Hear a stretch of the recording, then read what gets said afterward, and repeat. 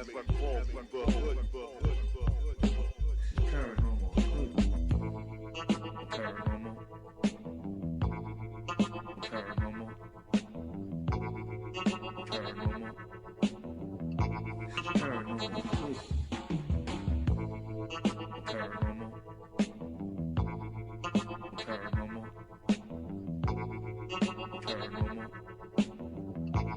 Paranormal hood. Paranormal.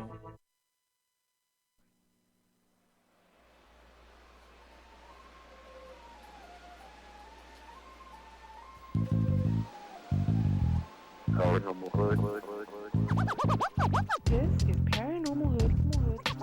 Vicky and the Hoodie. Ain't afraid of no ghosts. Break with me as I crawl through the hood. Paranormal, baby. That's how we doing it. Paranormal Hood. Paranormal hood. Paranormal Hood.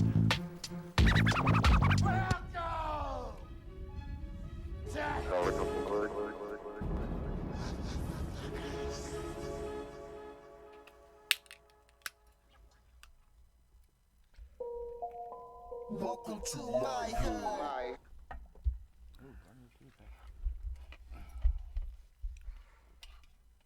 Keeping it on lockdown.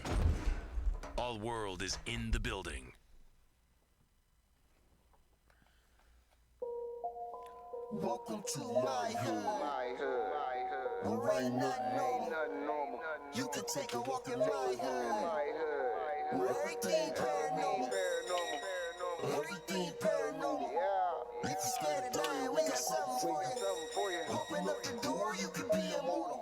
If you really try to rise, step into the buckle up. I'ma show you where it's at. We gon' burn a couple blunts, we gon' pop a couple caps. I ain't talking about 4-5s from the strap. Psilocybin driving, so we headed off the map. What you know about? Tasting color, seeing sound with a crystal eye.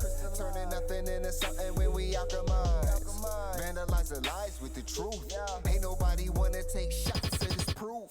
All we ever wanted was the answers. Looking for unique, but our vision keep us phantom. Phantom black man, ghost writing in a pentagram. I'm from the place where our thoughts meet the program. Not too many open to the power that they hold. Just know that when we shine, it's the reflection of your soul. Supreme beings moving, watch the galaxy implode.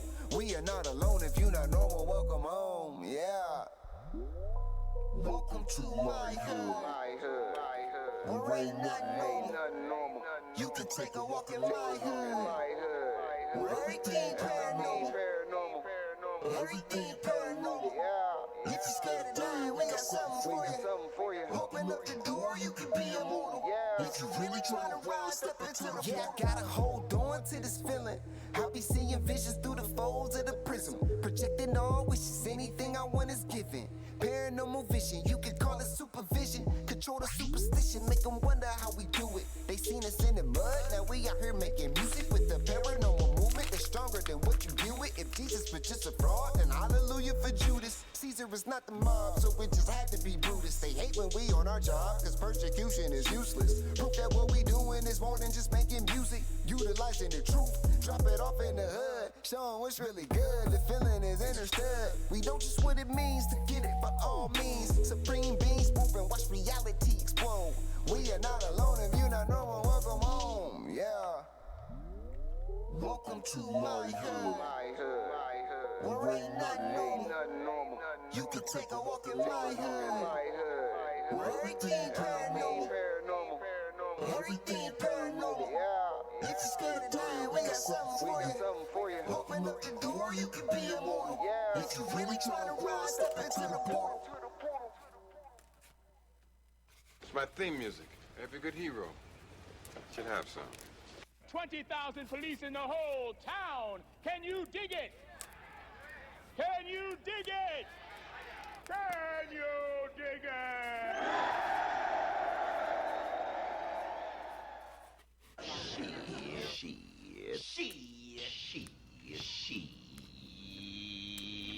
Shit. Smoke weed every day. From Boston to outer space, we're gonna take you all over the place. So sit back and enjoy the ride, because this is Paranormal Hood Live. All right. You're gonna learn today.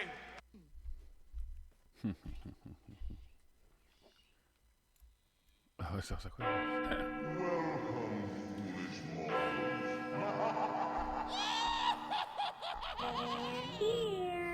all right, y'all ready?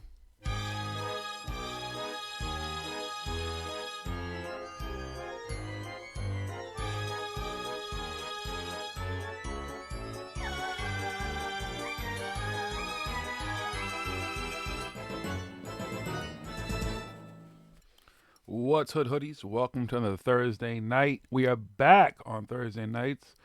It's Paranormal Hood Live Radio. We're live and direct in the Garden of Knowledge Studios. I'm your host, Jiggy. I'm smoking. Yes, folks. I'm sorry, but we didn't do our normal Thursdays. First was 4th of July. And we were scattered and battered. And then last week, I was in Nowlands, so it just made sense to do the show on Wednesday. I survived Barry. Thank you for everybody who reached out, text, messaged, all that type of stuff to find out what was going on. But literally where I was at, it was like, and I went live and showed people. It was a little bit of rain, a little bit of wind, but we luckily, because I don't want to make light of the situation because there were still some areas that got hit and definitely things that went on. So we just happened to be fortunate we weren't one of them. There was no flooding or anything. We were, so we were lucky. And that's just how it is. And I made it. I survived. And we're back.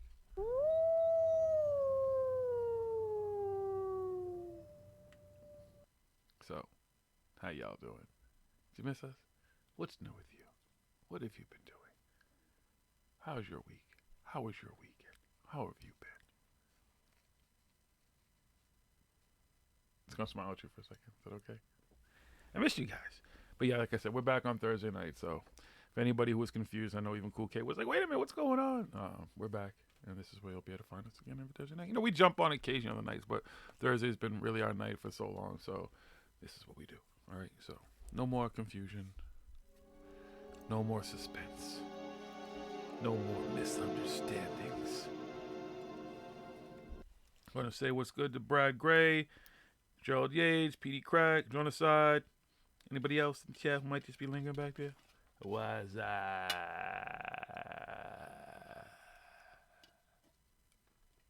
Tonight, we're doing Hot Topics. I'm going to be talking about this Area 51 thing, too, because this is like a huge, huge story. So we definitely have to talk about it. Some other stuff, you know, little things going on in the paranormal hand there. But that's like the big story. That's the big deal. That's what's making the headlines and the news everywhere. So we're going to talk about it and find out why is it such a big deal.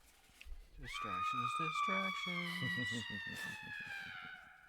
So we'll be talking about it tonight, okay? All right. Any questions, any comments, any concerns before we get into the show? Anybody in the chat? Just give you a second to get in, get some folks to get in. Say hi. Hi, everybody. What's up, Cool K? Yes, Cool K. I was just talking about you a second ago, or a minute ago at least. We're back on Thursday nights. Apologize for the confusion. Okay? Raise the roof. Want to have a party, huh?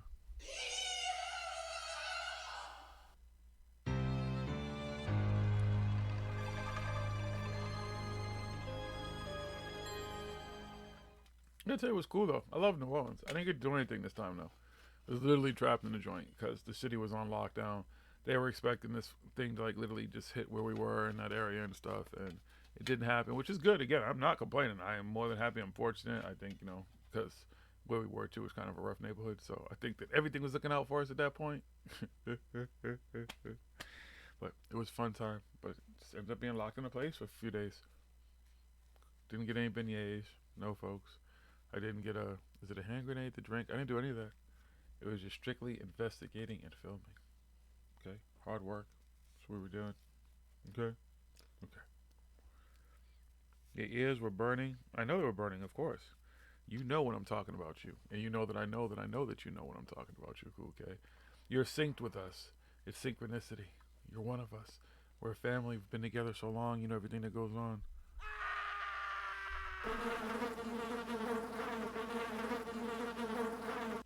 That's kind of ominous. I don't really like these. I don't know why I played that one, huh?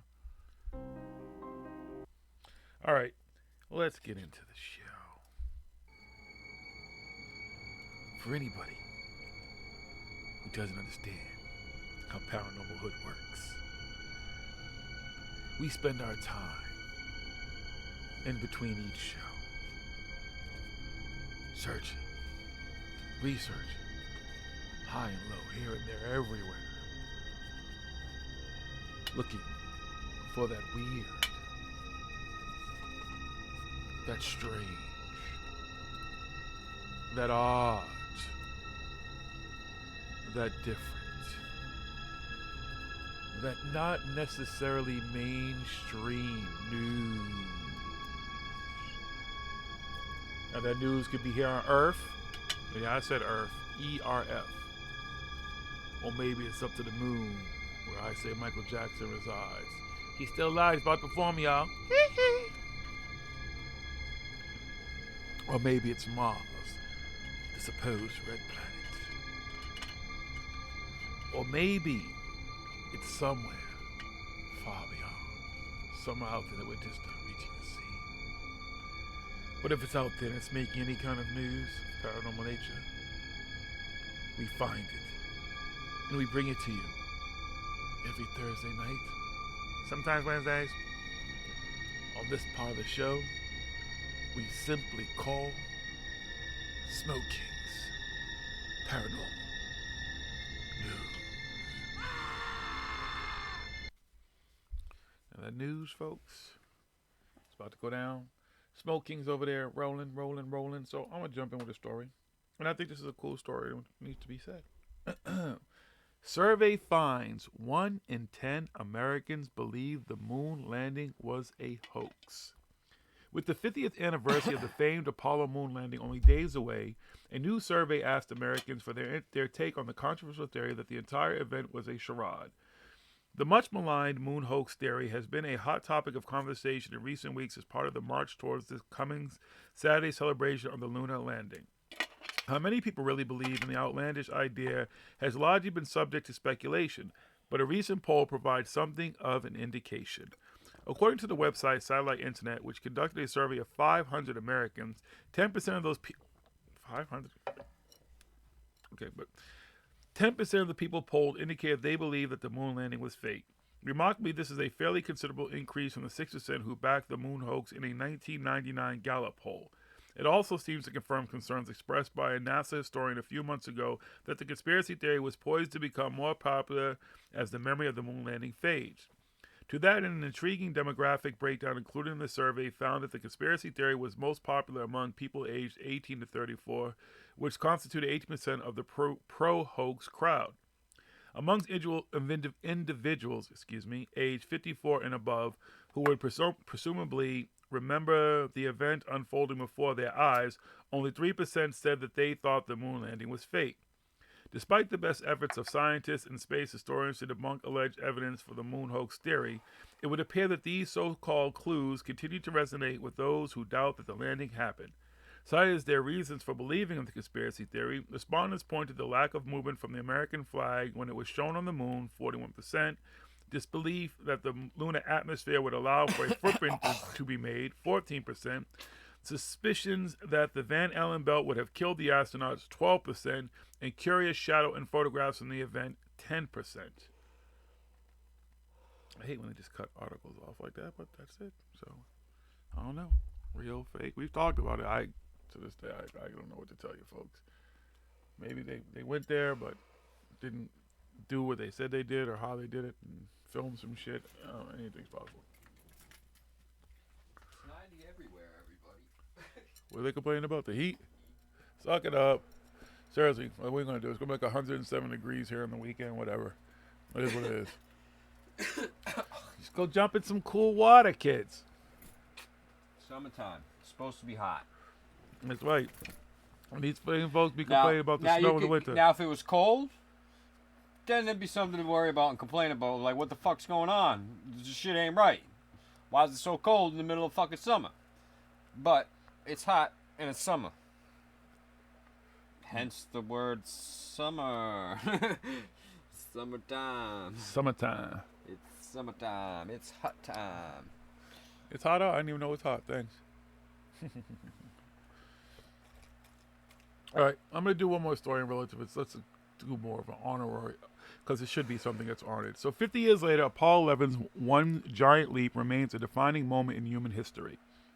In a culture steeped in high technology, from wearable computers and Internet of Things and rockets that fly themselves back to pinpoint touchdowns, the Apollo 11 moon landing and Neil Armstrong's giant leap for mankind are slowly fading from memory, a forever remarkable but increasingly distant bit of history.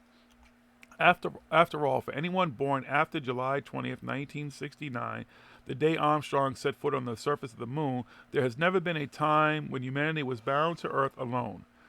For many, the stories of Apollo 11, 5 subsequent moon landings, and the near disaster of Apollo 13 are remembered from history class, not from personal experience. But for an older generation, the sons and daughters of the greatest generation, who designed, built, launched, and flew the Apollo missions, the first moon landing will forever stand out as a seminal event in human history, a gripping life or death drama played out on live television 240,000 miles from Earth. On the 50th anniversary of the first moon landing, virtually anyone watching television or listening to the radio that day can recall where they were at 4:17 p.m. Eastern. I don't know what is the D and T time. I don't know what EDT is. That's not Eastern Standard. EDT? Eastern Daylight Time? Daylight Time. Okay. Eastern Daylight Time. That's how it is. It's not Eastern Standard Time anymore. It's Eastern Daylight Time. They changed it? Mm-hmm. Fuckers.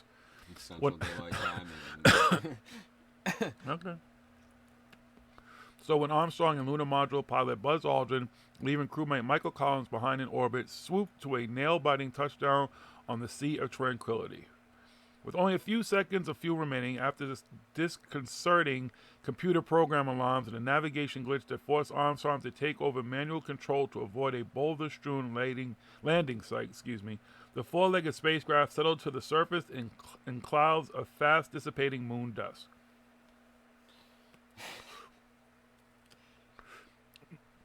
Man on the moon, CBS News anchor Walter Cronkite emotionally exclaimed, listening along with millions around the world as Armstrong and Aldrin worked through their engine shutdown checklist.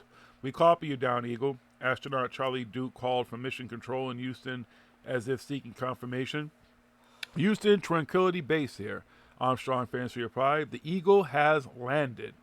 "Roger, Tranquility. We copy you on the ground," Duke stammered in return. "You've got a bunch of guys about to turn blue. We're breathing again. Thanks a lot." They weren't the only ones. Cronkite, a longtime space enthusiast, was virtually speechless. "Oh boy," he exhaled in relief, taking off his glasses and rubbing his hands together with pent-up emotion.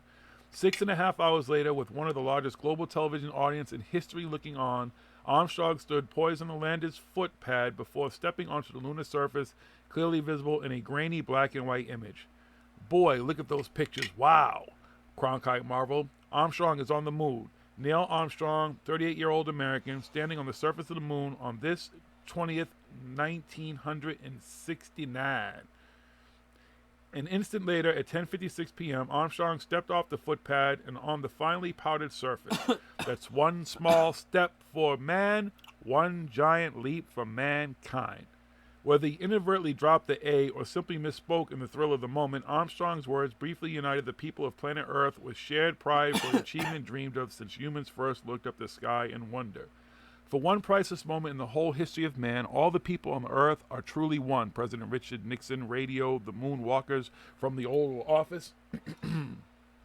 One in their pride in what you have done, and one in our prayers that you will return safely to Earth. John Noble Wilford, leading the New York Times coverage, started with just 8 words: "Men have landed and walked on the moon." No embellishment was needed. For many in Mission Control that day, the emotional impact of the landing and moonwalk did not immediately hit home. For Flight Controller Ed Fendel, it sank in the next day during breakfast at a Dutch Kettle restaurant near the Houston Space Center. 2 guys walked in and sat down next to me, he recalled in an interview. They were out of the gas station down on the corner, dirty nails, grease on their clothes, and they started talking, and I couldn't help but hear them. One says, "You know, I landed on D-Day in World War II, and he said, I never felt prouder to be an American than I did yesterday." All of a sudden, it hit me with the realization of what we had done. I threw my money down on the counter, went out to my car, and started crying. One can debate the historical significance of the moon landing, but in 500 years, the historian Arthur Schlesinger Jr. wrote in 1999, when Pearl Harbor was but was as remote as the War of the Roses, the Apollo 11 moon landing may well be remembered as the most significant event of the 20th century. And that includes 2 world wars, the development of Einstein's theory of relativity, quantum physics, and nuclear weapons.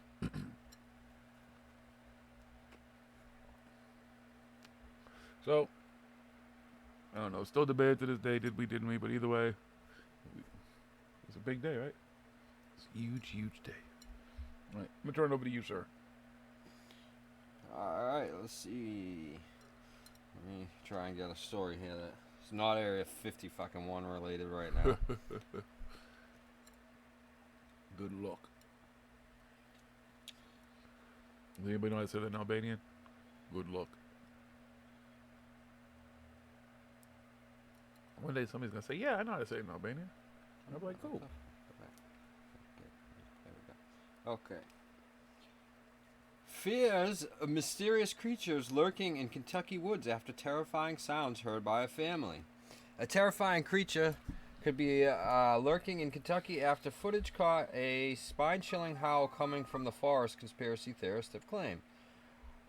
Sean Hammonds rushed outside his home to witness horrifying sounds coming from the forest. At first, 2 high-pitched wails are heard, which are then followed by a thunderous roar. Listen to that, he exclaims. Sean then spots wife Megan carrying his young child and tells her to go back in the house, fearing an attack from the strange creature. Lil Mama heard it with me, and we can both tell you that that's no elk, bear, or coyote. Ain't no elk, bear, or coyote sound like that dirt. He wrote on Facebook, that sound pierced your soul. It's unlike anything heard in these mountains. Exactly how it's written. That accent and all. The footage sends chills down the spines of those watching. That is so scary. Praying for you all, one wrote. Be careful. What the fuck you praying for? This fucking...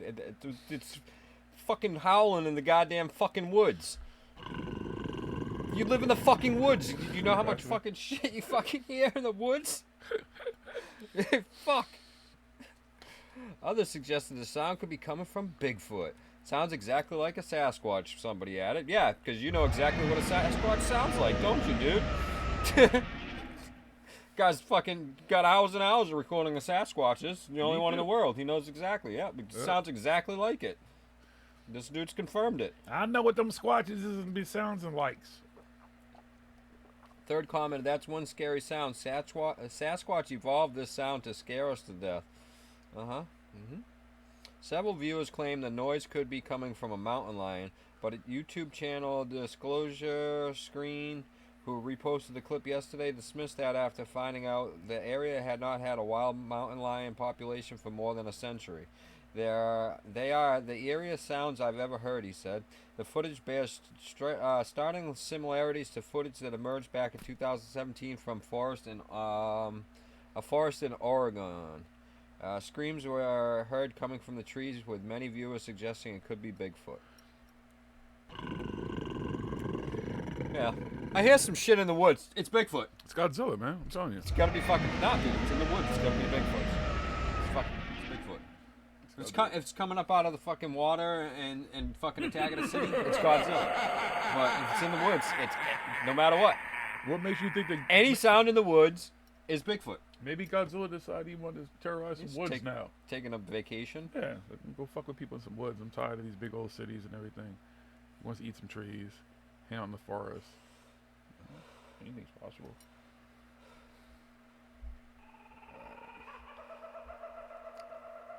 As UFOs make the news, are there Concord sightings? After reports that Navy pilots encountered unidentified flying objects at hypersonic speeds, Patch took a peek at the most recent New Hampshire sightings. Concord, New Hampshire. UFOs never really left the news, but they've vaguely never been more prevalent. Navy pilots recently spoke of seeing mysterious objects with no discernible engine or exhaust fumes, flying at hypersonic speeds. President Donald Trump recently said he was briefed on UFOs. A group of Senate lawmakers, blah, blah, blah, blah, blah, get to the fucking UFOs in New Hampshire. Jesus fucking Christ, people. It's all about the lawmakers. You gotta make it seem official, kid. Where is it? Good, and when them motherfuckers get According involved. to MUFON, there have been a bunch of sightings in Concord, New Hampshire in 2019. I gotta hover over the fucking area to see the UFO details. What the fuck? And What? that's it? That's how the story fucking ends? Oh, nope, there's more. According to the data compiled by the Center, there were nearly 500 sightings across the country in May and more than 300 in January, March, and April. The most recent sightings logged by Tracker was June 6th in Rossville, Minnesota, just east of Minneapolis and St. Paul. In that sighting, which lasted all of 4 seconds, a resident was looking at the stars on the deck around 3:10 a.m. when they asked the sky for answers. And that counts as a UFO fucking sighting. What the fuck is... I thought this was about Concord, New Hampshire. This is fucking... doesn't say anything about Concord, New Hampshire in the stories. But if you hover over this map, which isn't working, it's supposed to show you the sightings in Concord, New Hampshire. I don't know. That story fucking... was a little disappointing. I mean, it's hard to find... Oh, here we go. Nope, that's the fucking area. No, I guess we'll just have to do some Area 50 fucking 1 news. Alright, here's a good one. Might get an award for this one. Oh, no, wait, we got one more. We got one more before some Area 51 shit. This one will get an award. The Haunted Hotel, inside a former brothel serving nightmarish fetishes. The Black Monarch is the newest addition to a thriving haunted hotel industry that has become big business in Colorado. An enormous growling wolf is the first of many horrors to greet visitors entering the Black Monarch Hotel in Victor, Colorado. Located in this once abandoned mountain town, the Black Monarch Hotel offers a over-the-top immersive art experience for those who fetishize nightmares and is the latest addition to a thriving haunted hotel industry that has become big business in Colorado.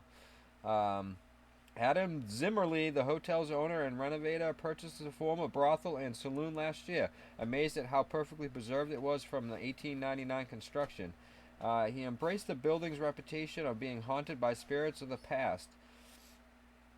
Zimmerly says multiple people have seen a woman looking out from one of the hotel's windows even when it was empty, and outfitted each of the 4 rooms with a different spine-tingling theme to rouse the morbid corners of guests' imaginations.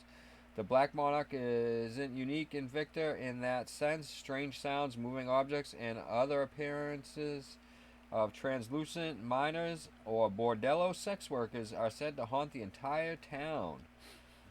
Victor looks as it did in its heyday of the early 20th century, when it was the 5th largest city in the state and was pumping out billions of dollars of gold.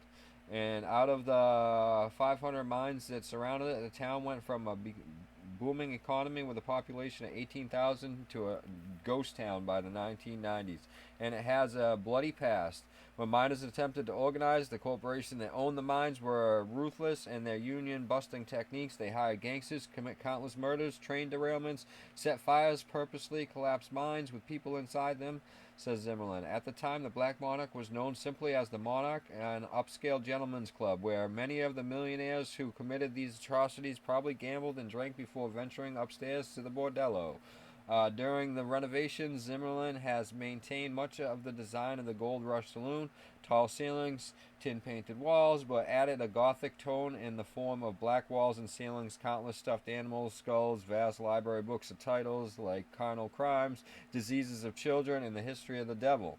The H.H. Holmes Room, named for the world's fair serial killer who murdered tourists while they slept in his hotel, is decorated with several human anatomy posters, antique medical equipment, and instruments of torture-like pitchforks and axes on the wall.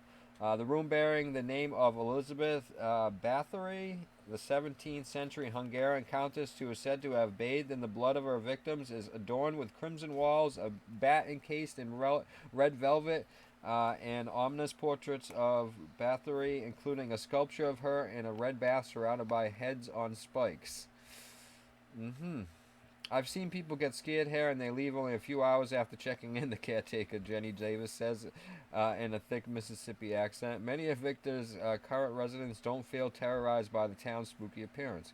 We live it every day when we aren't frightened by it, says Sue Cabrera, the co-owner of Victor's only restaurant, the Fortune Diner Club, located across the street from the Black Monarch. She says often she hears that sounds of footsteps in her empty building late at night, objects falling randomly from shelves, and locked bedroom ransacked from the inside. We get a lot of paranormal investigators here, and they say there's a lot of residual energy here from the gold rush days. Yeah, because they just know, well, yeah, this fucking energy I'm picking up right now, it's definitely from the gold rush days. I can tell right now. I'm looking at my fucking meter here, and that is definitely gold rush days energy. Those are gold meters. Yeah, I'm telling you, this fucking meter never lies, dude. It's definitely residual energy from the gold rush days. Yeah, I'd like to see that. Just from that. In fact, many residents are welcome to travelers motivated by rumors of hauntings. Colorado's haunted hotel industry boomed in no small part due to role in the renewed horror novel, the film The Shining. Stephen King got the idea for The Shining at Colorado Stanley Hotel. The place has managed to become one of the most popular destinations among paranormal tourists, particularly during its annual horror film festival. Room 217, the one King was checked into during his light bulb moment and later used during the light bulb moment and later used in the book, is the most frequently requested room because of rumors of it being haunted.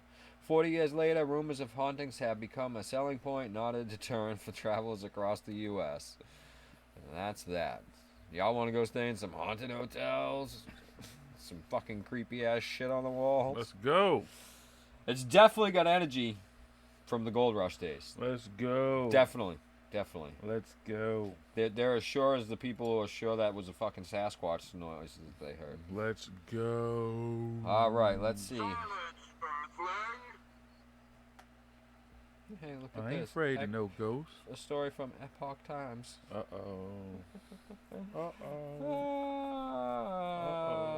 Yeah, of course they would fucking say this. Viral Area 51 raid spawns a rival Storm Bermuda Triangle event. You're an idiot. Yeah, that's it. Show's fucking over. I'm done. Fucking.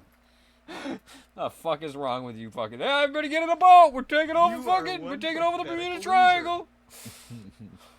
Sorry, triangle. Now we're gonna make it a rectangle. When we're done, it's gonna be a fucking square, man. Maybe we'll make it into a circle.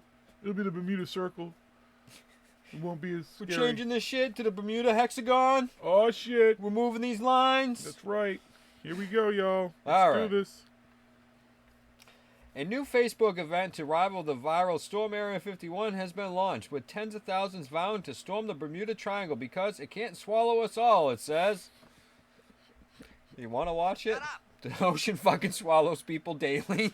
It has no problem. And it's not even going to think about it. At least some of the guards at Area 51 might fucking think about it before they start to fucking shoot people. The ocean, it doesn't give a fuck.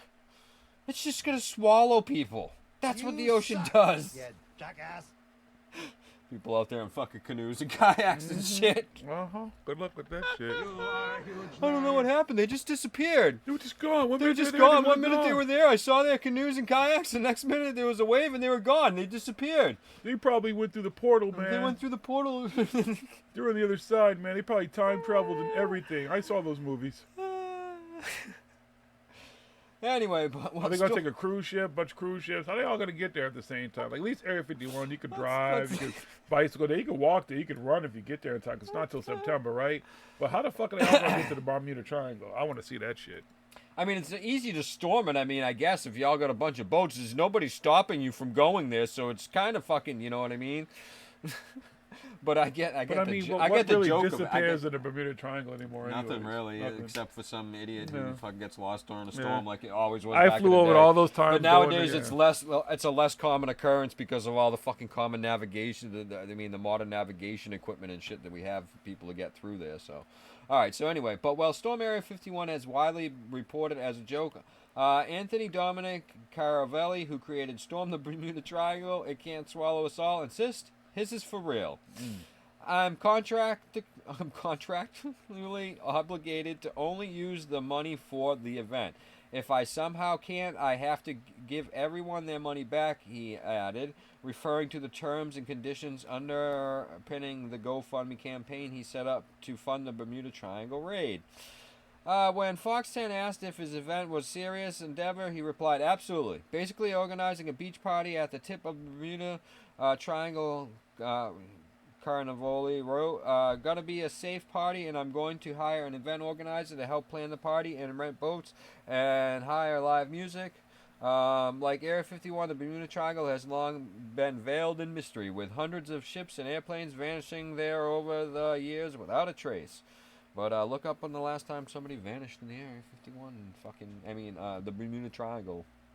It's fucking, it's not that common. Back when the airplanes first came out and shit, and fucking radar was just fucking on the map and stuff. Before, ships used to, that's the fucking dumbest shit, because ships back in the day used to disappear fucking everywhere. They'd sail out of Boston fucking harbor. They wouldn't even get out of the fucking harbor, and they'd fucking sink. Fucking mystery. Oh my god. Fucking Boston Harbor. They found one when they were building the shit in Southie. Yeah. A ship that sank, then they fucking covered all over the whole entire fucking seaport there with fucking dirt, and then they dug it up when they're building shit. They're like, oh wow, we covered over a ship that sank. Uh-oh. They still find it. They solved the mystery. You get a Scooby snack for that one. But it's fucking ridiculous. It wasn't any more common. The Bermuda Triangle wasn't any more common than any other place in the fucking world back in the day. Losing fucking ships. And then airplanes. When airplanes first came out, they were fucking disappearing all the time. People didn't know how to fucking fly. Like, yeah, sure, I got this plane, dude. I'm gonna go fly around. It's cool. Anybody seen Bob? Where'd Bob go? I heard he was gonna fly around his airplane. He must have disappeared in the Bermuda Triangle. The aliens got him. I heard he was flying south, man, near there. No, he's living it up back in the 30s, way back in the 30s or 10. Maybe he went back to dinosaurs. Might be living with dinosaurs. That's a good one there. Storm Heaven. Is there anything 2035? Yeah, let's storm heaven, y'all. Well, I got one. How about all the good people? See if we could storm hell. You know what I mean? Right. All the bad people try and storm heaven, and all the good people try and storm hell. We'll get the orange guy to be in charge. We'll make hell great again. We'll go make hell great. It'll be the best hell ever. We'll storm hell. I'll lead the way, guys. Let's go. Who wants to go with me? Come on. There you go. Storm hell. That needs to be done ASAP. Good guys go this way, bad guys go this way. Let's see what happens. See what happens. God can't stop all the bad guys, can he? Devil can't stop all the good guys, can he? Let's do it. Let's storm 5D. There you go. Yo, let's storm the blue. David Wilcox says we all can't ascend. Let's find out if we can. Let's storm the blue avians. Let's storm the blue avians, you all. 2020, storm blue avians. We'll find out where they are. We'll storm the blue avians, okay? There you go. All right, so we got a little sidetrack there. So we've come up with Storm Antarctica. Really is one of the best ones on there, though. Like we've said that. Like let's just do it. Let's do it. Do it. Let's start that hashtag. That's a lot off the list there. Let's start that hashtag now and get it pumping. Maybe we can. What 20? What is it? 20? It's 19, right? Start a fucking you got Facebook. Start a Facebook event right now. Okay. Storm Antarctica. Okay. No, I'm not starting that shit. I don't want the cabal into military states to come after me, and then they'll be like, "Why are you trying to storm Antarctica? What do you want over here?" Why does the guy have to sound like Shaq, though, right? I was going to say, Shaq working for the Men in Black now? What are you guys going to do over here? I'm going to go to Antarctica. Can you dig it? All right, back to the story. The event is scheduled for October 1st at 8 a.m., and if 25,000 people give even $3, this party is legit happening. My babies, Carvella, or whatever the fuck his name is, wrote. Free live music and entertainment, drinks, good vibes. So far, 18,000 people have said that they're going, and another 25,000 people are interested. He told Fox 10 that storming the Bermuda Triangle is also a far safer alternative to storming Area 51 event, which he says is dangerous. Very dangerous, he says. Yeah, because fucking sailing around in the fucking Bermuda Triangle in a kayak and shit isn't dangerous at all.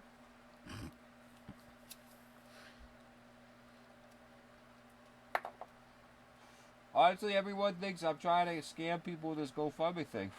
But I'm legit trying to throw a party for everyone so they'll come to my thing and not get murdered or arrested at Area 51.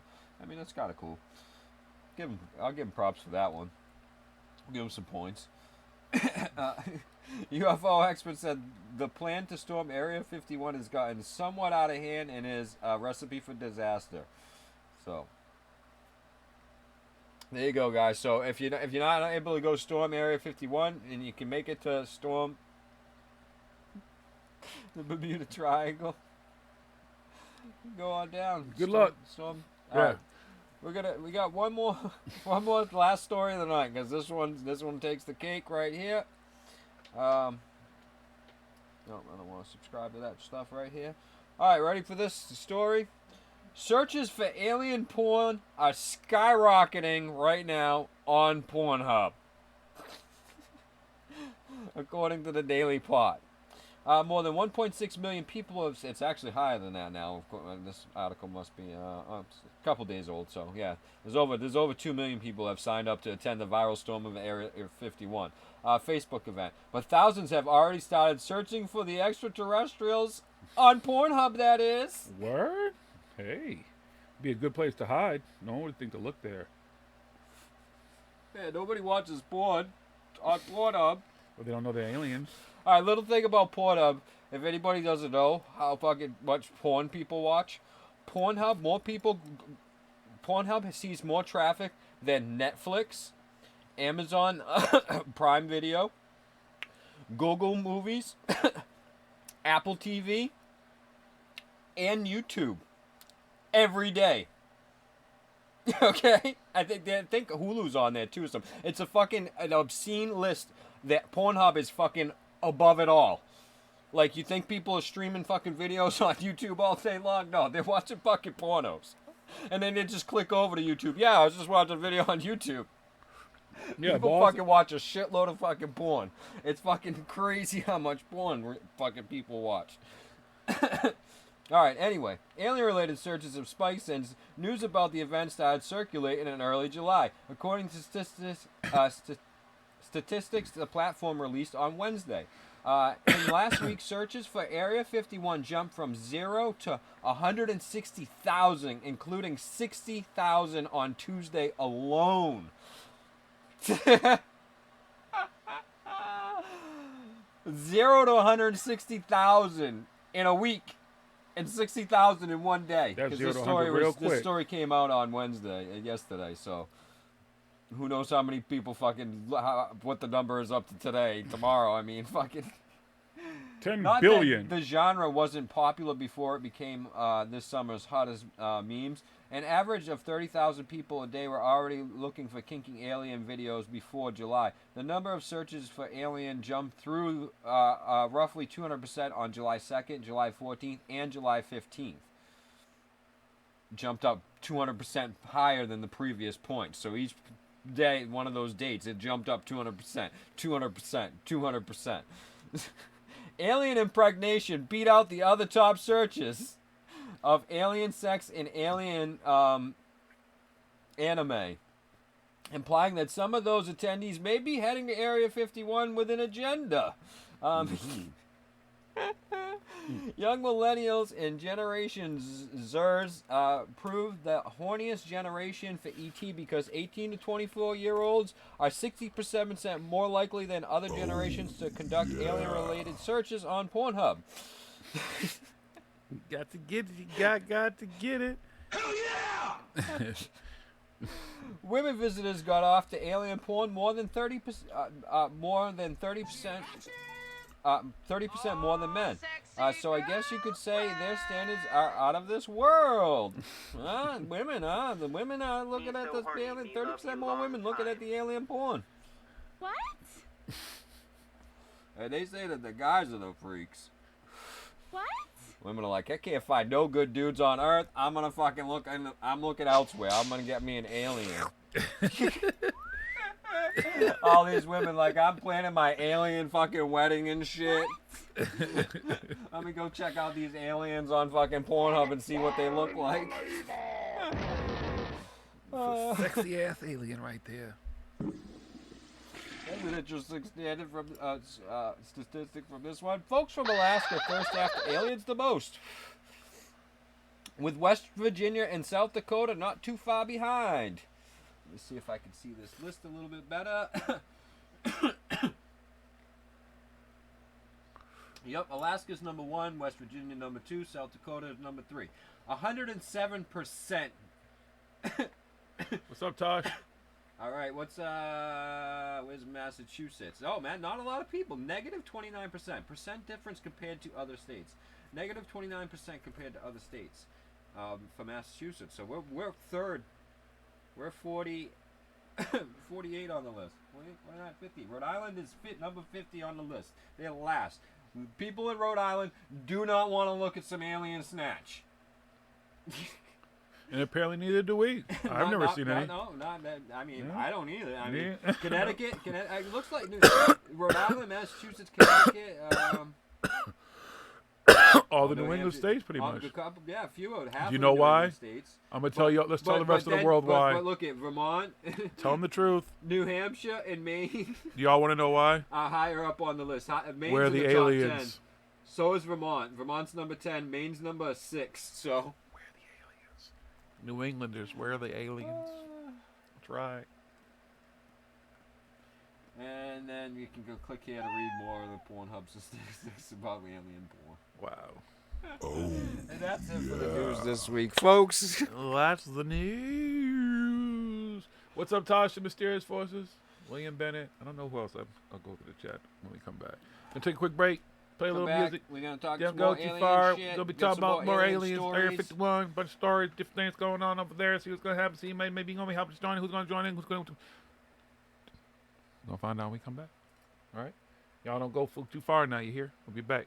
Don't go nowhere. Stay here. I'll even jump in the chat. Okay. If you have any questions, you can put them in the chat. I'll jump in the chat during the break. We'll be back. Okay. All right. Oh. We got music here somewhere. Here it is.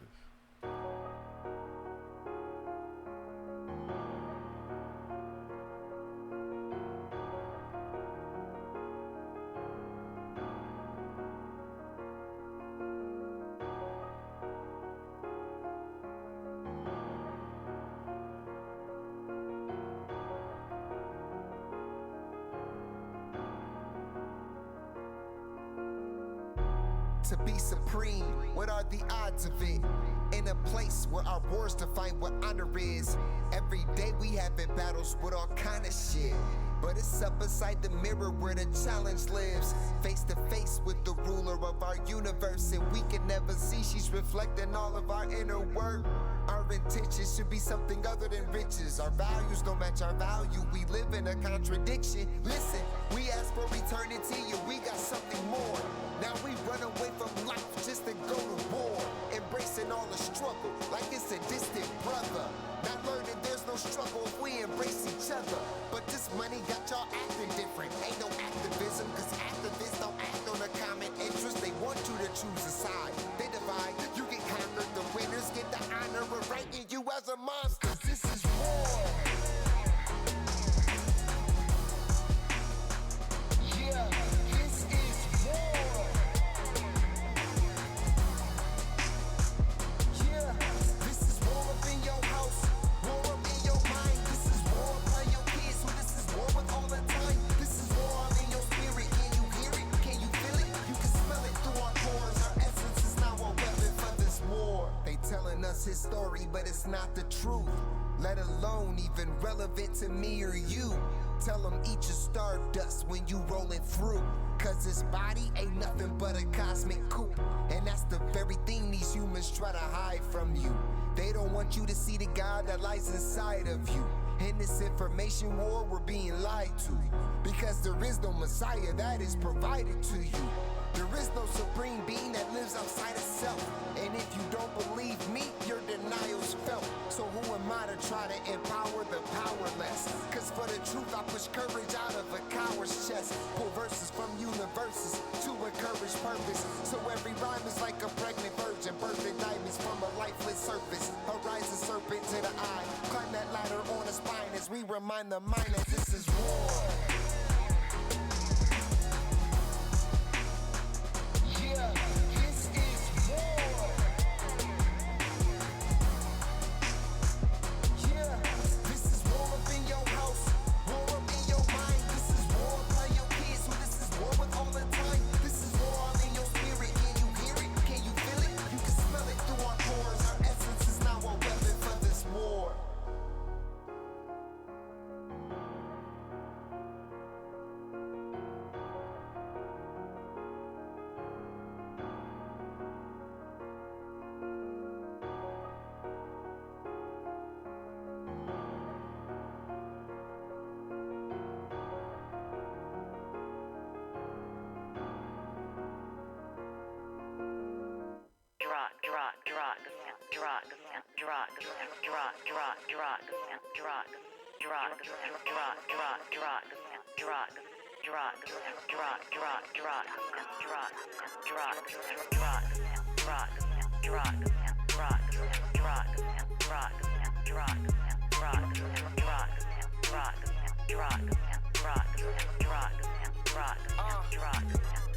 Yo, false education by manipulation. Vividly from my perspective, I see time is vacant. Or is it from your perspective? I am out in space discussing possibilities with entities in a higher race. I tried dying, I was brought back through time and space. I tried flying, I was brought back to that human race. Brought back to that night and day worst time zones. Mind's blown, you ain't sitting in my zone, cause we stay tripping off them trichomes. If I pull up, they know I'm on, I'm in my triple threat. My soul is like a window tinted, they can't see me yet. I am on my 3013 trying to spread that love, trying to unify that consciousness. But they say it's from the rock. Said it was the rock. You know it was the rock. They'll blame it on the rock.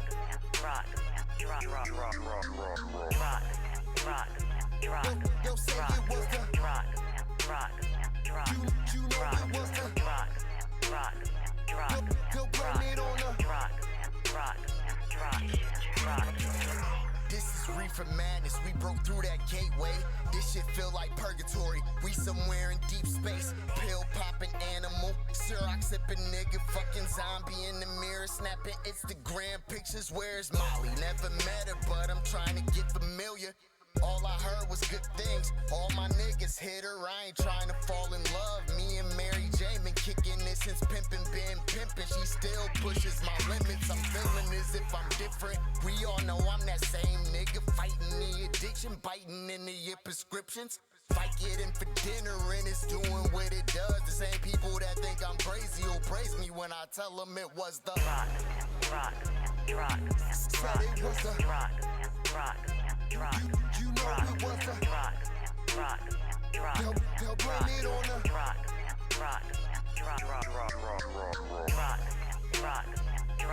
They'll say it was the rock. You know it was the They'll blame it on the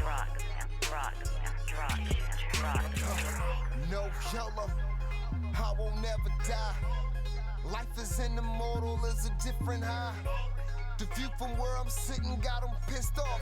Wishing to envision my simplest comprehension. See, this love is all I know. Got me shifting through dimensions. Tell me you don't get high. I say there's drugs and been chicken.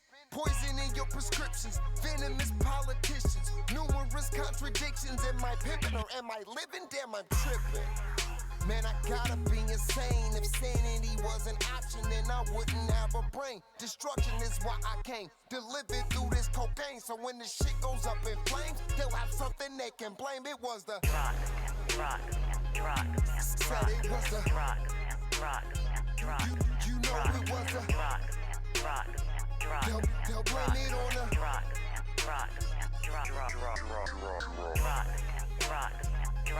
They'll say say it was the you know it was the they'll blame it on the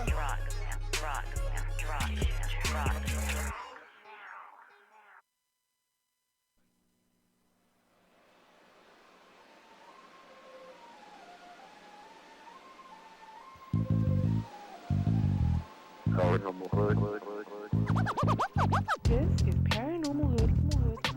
Vicky and the Hoodie. Ain't afraid of no ghosts. Wait with me as I crawl through the hood. Paranormal, baby. That's how we doing it. Paranormal Hood. Paranormal Hood.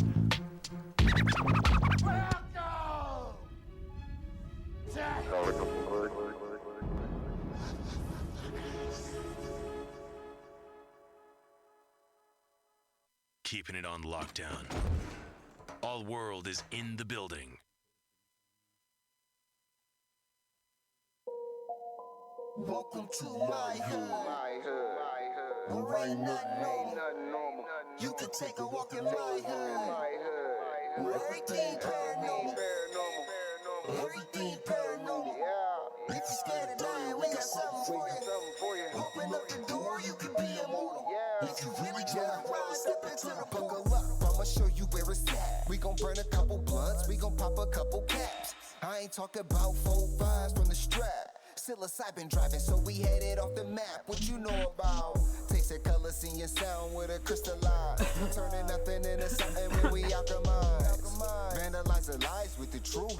Ain't nobody wanna take shots to this proof. All we ever wanted was the answers. Looking for unique, but our vision keep us phantom. Phantom black man, ghost writing in a pentagram. I'm from the place where our thoughts meet the program. Not too many open to the power that they hold. Just know that when we shine, it's the reflection of your soul. Supreme beings moving, watch the galaxy implode.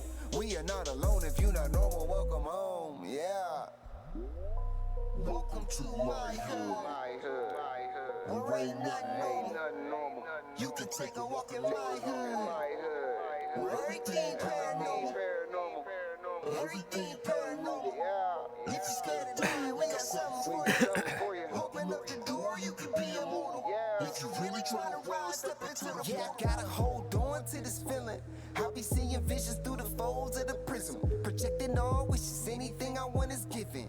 Paranormal vision, you can call it supervision. Control the superstition, make them wonder how we do it. They seen us in the mud, now we out here making music with the paranormal movement that's stronger than what you deal with. If Jesus was just a fraud, then hallelujah for Judas. Caesar is not the mob, so it just had to be Brutus. They hate when we on our job, cause persecution is useless. Proof that what we doing is more than just making music. Utilizing the truth, drop it off in the hood. Show 'em what's really good, the feeling is understood. We know just what it means to get it by all means. Supreme beings moving, watch reality explode. We are not alone, if you're not normal, welcome home. Yeah. Welcome to my hood. Where ain't nothing normal.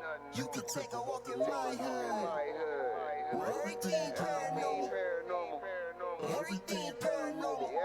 If you're scared of dying, we got something for you. Open up the door, you can be immortal. If you really tryna ride, step into the portal. It's my theme music. Every good hero should have some. 20,000 police in the whole town. Can you dig it? Can you dig it? Can you dig it?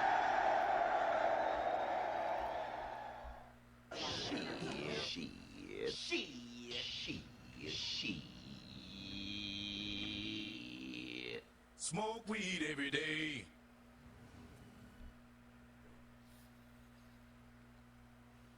Peace and love, everybody out there. This is Paranormal.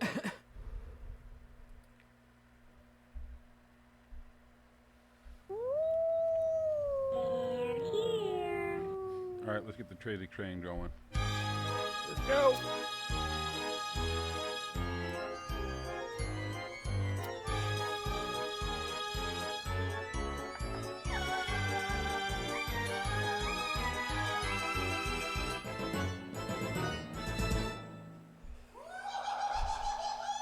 All right, what's Hood Hoodies? Welcome back. This is Paranormal Hood Live Radio. We are live and direct back on our normal Thursday night here in the Garden of Knowledge Studios. I am your host, Jiggy.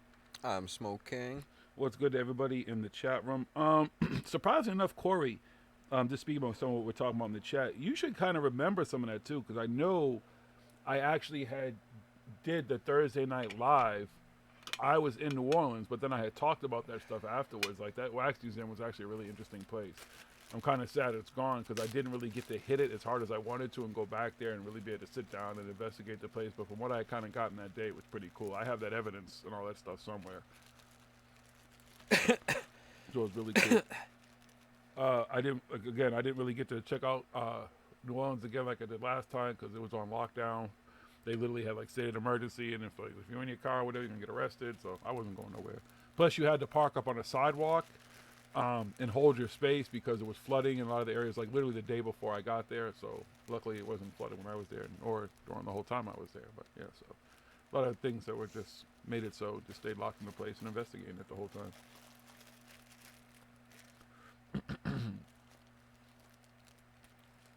So I'm just being a little bit of the chat before we get into the show. Yeah, it is. That's what I'm saying. Like it was kind of like seemed like a really historic and cool place and part of the whole French Quarter and everything. Like I said, I walked that whole area. Like I wasn't renting a car. I'm not about that. Like that was really accessible, and I'm a lot lighter than I was then too. So I was a big boy walk, but I chose to walk that whole area, and it's an incredible, incredible city. So I've got to see it, and I will see it again. But this time was about investigating. So I had to investigate. Yeah, exactly, Cool Cat. I posted some of those pictures, I believe, back in the day, like the crazy, like ziggy lines, like through all the pictures and stuff. And I don't know if there was some kind of a. Well, nobody's on MySpace anymore to see them, dude. No, it wasn't even MySpace, dude. That was on AOL one. It was still dial-up back then. Dude, I told you, I tried to get on MySpace. Go on my. I want to know anybody who can get on MySpace if you ever had a page and navigate MySpace. Please let me know if you can do that. I tried to do that. There is literally almost no existence of who I was on MySpace before that's recognizable. I don't even know what MySpace is now. It looked like one big advertisement for like shit I don't even understand, but hey, what do I know? But if anybody can navigate it, please let me know. What's up, BGs?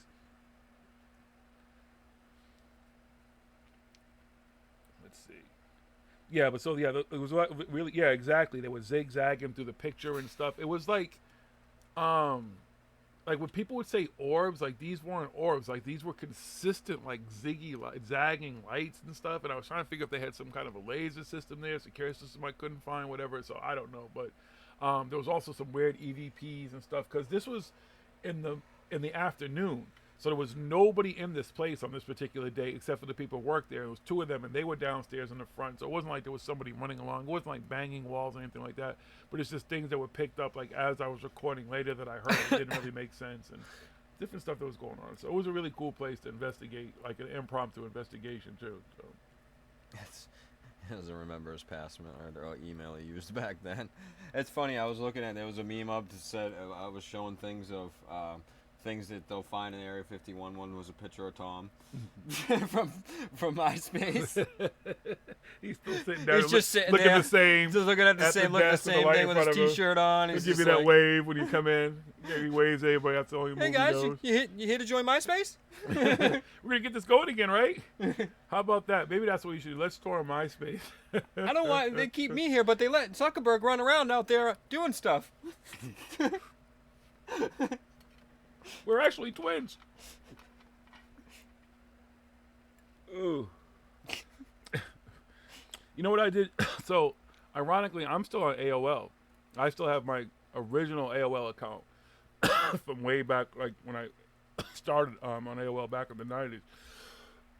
So I had to reset it and all this stuff because every now and then, because you don't pay for all their fucking obnoxious virus scanware and all that type of shit, you have to reset all your stuff. So when I did that, I said, fuck it, now I have access back to my MySpace, and I went on MySpace, and I was like, yeah. And I did it on my computer, too. It wasn't like it on an app. It was still like, I don't know what the fuck this is. It's not MySpace anymore. I don't know who owns MySpace, but my space is no longer my space. I don't feel comfortable in my space. I feel like my space violated my space and changed my space. So it's no longer my space anymore. It's their space. Let's just call it what it is, okay? Show us where the MySpace touched you inappropriately. You want to know where the MySpace hurt me? It was right here at my heart. Well, my heart, sorry.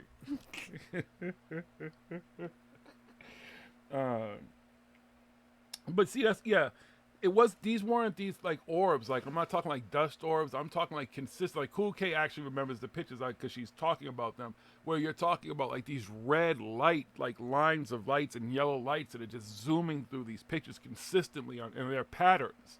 So I don't know if there was it was no refraction from mirrors and stuff. This is an old place. Like, if you've ever been there, and apparently I think you have, it's an old fucking place. Like, there's not anything really modern in there that I could see or knew at the time that looked modern, so it didn't kind of make sense to me. I don't really know. So yeah, there's more orbs when it's wet out because there's more stuff for light to reflect off of and everything like that, and then water droplets just in the air and stuff because of the moisture and everything pick up. That's what people don't understand. They think, oh my god, look at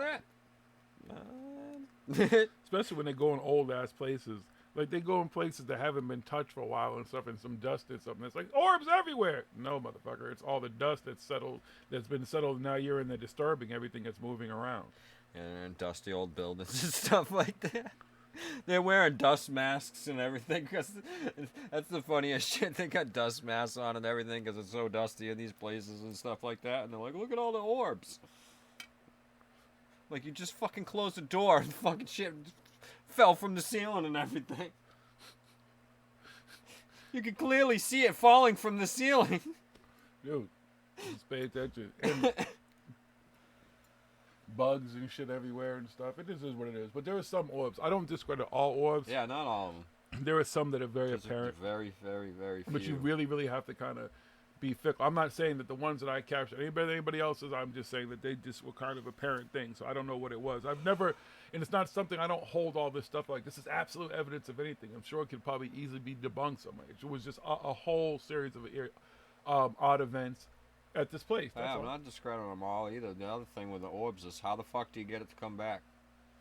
How do we prove it again and again and again so we can prove that it's fucking real?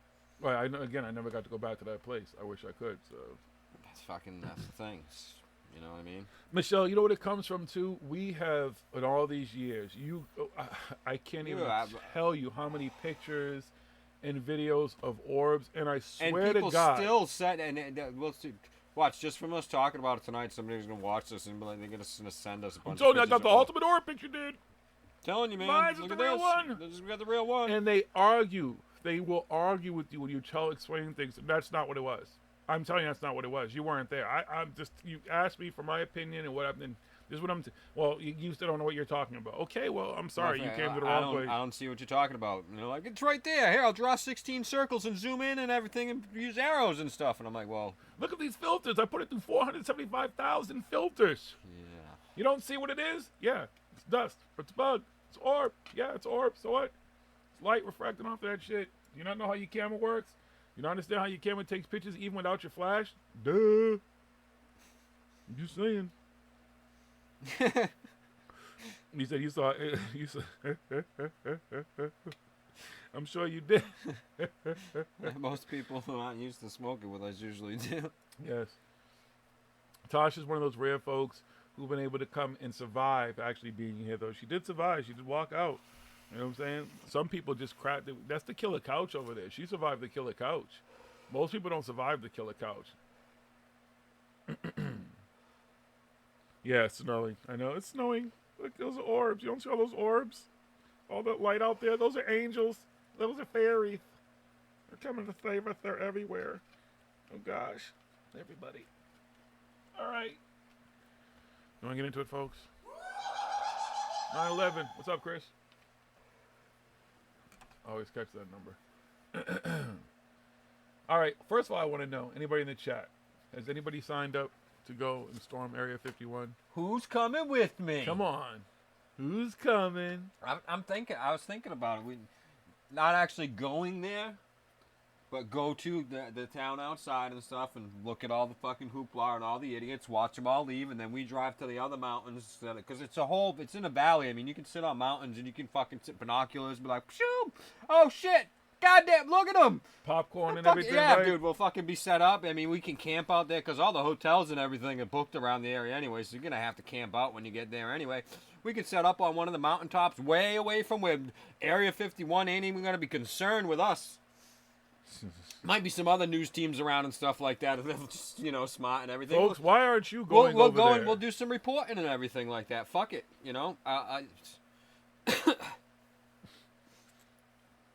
I'm not going anywhere near that motherfucking state right now. Wait, where is that? That's Nevada. Yeah, I'll be. When is that? Sometime in September, anyway. So I'm not going nowhere near there. That's just asking for trouble. I'm good. Yeah, because, I mean, the trouble's going to be when they go to the base. I mean, outside of it... First of all, nobody is showing up. It's going to be... Nobody. This is like one of those Facebook events. These are like the promoters and shit. I did clubs all those years. The promoters, when you sit down, they were talking about what they're going to do with the club. People are going to show up, whether or not they're actually going to storm Area 51, but all the hotels, everything's already booked and stuff. Flights are going out, people are saying. People are booking flights to the area, so... Good luck. People, I mean, just end up being a big, huge area party in the desert outside of Area 51. Who knows? Good luck. But it'd be interesting to see it, be there live. I just want to point out. Okay, all these people are really drunk and they are going to go storm Area 51. Wow. This is Let's the watch same this dude shit. who sent troops to the border when they were going to try to storm the border. What do you think these motherfuckers are going to do at Area 51? Good luck. Have fun. With your party, with all that shit. Good luck. I'll be home. I'll watch that shit on CNN. I'll watch it on the news, watch it on YouTube Live and shit for the people out there. Like, oh shit, this didn't go the way we thought it was going to. There's complete and utter chaos out here. There's this gas everywhere, shooting. People are just screaming and running. There's helicopters. You don't go near that stuff. Shit. Good luck. I'll be right that's here. going to be happening far away from, because the closest town to it is fucking, I forget how many miles. It's probably 20, 30 miles away and stuff, the closest things to it. So, One thing I learned too, the getting reason I there. don't want to be anywhere near there is the stampede of people leaving. It's like watching a fight in the club. I'll be right Get caught in outside. the stampede. Like I said, that whole area, the little town where everybody is, it's a valley. You camp right up there. So you get And you there, watch everything. and there's another 100,000 people who have the same idea as we have, and they're all doing the same shit. It's all right. It's just like going to a con, man. What's going on? Fucking con, dude. See, cons are full of nerds. Shit don't happen at cons. This shit don't happen at places like that. You're talking about something where you know some shit's gonna go down. Yeah, but it's gonna go down over there, and we gotta be over here. Nope. Live reporting. Nope. I want to do a flyover. I ain't doing none of that. I don't want to be anywhere near that place. I'm good. I can watch it from home. I'm pretty sure with all the technology, all the people who's allegedly going to be there, they'll be streaming and live streaming and everything and stuff. There'll be plenty of ways to watch that shit from the comfort of my home. I can eat some popcorn, smoke some blunts without having to worry about anybody harassing me. I'm good. That's the best way. It's like watching a movie and shit. You know what I'm saying? I can't smoke weed in the movie cinema. So if I want to smoke weed and watch a movie, I do that shit at home. Bang! It's popcorn, all that shit. Popcorn's cheaper. I can get goobers for a motherfucking $1. Who's saying? What about You know how much fucking? goobers Why are you cost in a talking about a movie movie theater? We talking about watching some fucking people try to storm That's Area just going to be a 51. movie. That's just going to be a B movie. Oh yeah, and I'm gonna be sitting there with some popcorn and some blunts rolled up, fucking Cool. on my mountaintop. You will be the Paranormal watching. Hood roving reporter, and Tasha said she'll go with you. Anybody else who All wants right, to there sign you up, go. link up with Smoke King. People He's ain't gonna afraid. be our satellite Nothing to roving worry about. reporter. Jiggy will be home, or the closest I will get will be the next state, possibly, to that place. Because I don't know when the time is, but I know I'll be in, where the fuck will I be? Arizona in September. So, yeah. See, that makes more sense to me where I'm going, but I'm not. You can go there. Hey, y'all have fun. And that works out for you. Is there Wi-Fi in the desert? First of all, I think no. Huh? Is that dessert or desert? I'm confused. It could be me. I can't spell. But I thought dessert had 2 S's, doesn't it? Doesn't desert have one? Am I wrong? Right? Okay, cool. I was actually right for once. I'm not even trying to be one of those fucking spell Nazi people. I don't even care about that shit, but it just threw me off for a second. You live 5 hours away and you staying home too. I don't blame you. I might not see. I come and chill at your crib, and then I could be like, yo, I'm close. And then when all the shit's over, then maybe go look at some shit. But I'm not gonna be in the middle of that shit. I'm black too. That shit don't end well for black people. I'm good. I will stay my black ass over here, far away from that shit, and watch it all on the internet. Yeah, you're in Australia. You're real far away, BGs. You're good. I don't think you have anything to worry about. Maybe you can get together like a Storm Australia thing, whatever. Because the Flat Earthers, there you go, for the Flat Earthers, Storm Australia. Since they say it doesn't exist, right? That's a good way for tourism to go up a really good percentage. Get all those Flat Earthers to go over there to a place they say doesn't exist. Bang. There you go. Start that, BG. Start that hashtag. Hashtag Storm Australia. You're in Toronto? That's right. Oh, that's you. Okay. So nobody's going. That's cool. At least, well, now some people are going to go and hang around. But I mean, nobody literally wants to try to storm it. I don't get it. I don't know what these people think they're going to accomplish. I feel, from what I gather, what I kind of understand, it was started as a joke or just see what type of thing. Yeah, it was. It was started as a joke. We got the whole shit right here. The kid's scared as fuck now. He's like the kid that fucking started the Woodstock shit, that moved it to the town that it wasn't originally supposed to be in. I forget because Woodstock wasn't even in Woodstock, New York, right? I forget the town it was actually in. Bethel. Bethel? Yeah, I'm pretty sure it was Bethel. I think that's the same It's town right that Rolling Hills is in, because I know Rolling Hills is extremely close to where it was at. I'm pretty sure that's what it ended up being in. I know that's all right in that area and stuff. But all right, the creator of the joke Facebook page calling for Area 51 to be stormed has admitted he is terrified the FBI will come knocking on his door. Matt Roberts from California set up this page, storm Area 51. They can't stop us all. They can't stop all of us. For a laugh, and it has since gone viral, with the joke getting completely out of control. Roberts revealed his identity to Las Vegas TV, saying, "I posted it on like June 27th, and it was kind of a joke. And then it waited for like 3 days, like 40 people, and then it just completely took off out of nowhere. It's pretty wild. The page called for people to gather near Groom Lake, Nevada on September 20th at 3 a.m. and then storm the facility. The base, known as Area 51, is said by conspiracy theorists to be where the U.S. government has carried out tests on aliens. But after a few days, hundreds of thousands of people signed up to the page, and Roberts grew increasingly worried he would get a visit from government agents. He said, "The FBI is going to show up at my house, and it's got a little spooky from there. I just thought it would be a funny idea for a meme page, and it just took off like wildfire." It's entirely satire, though.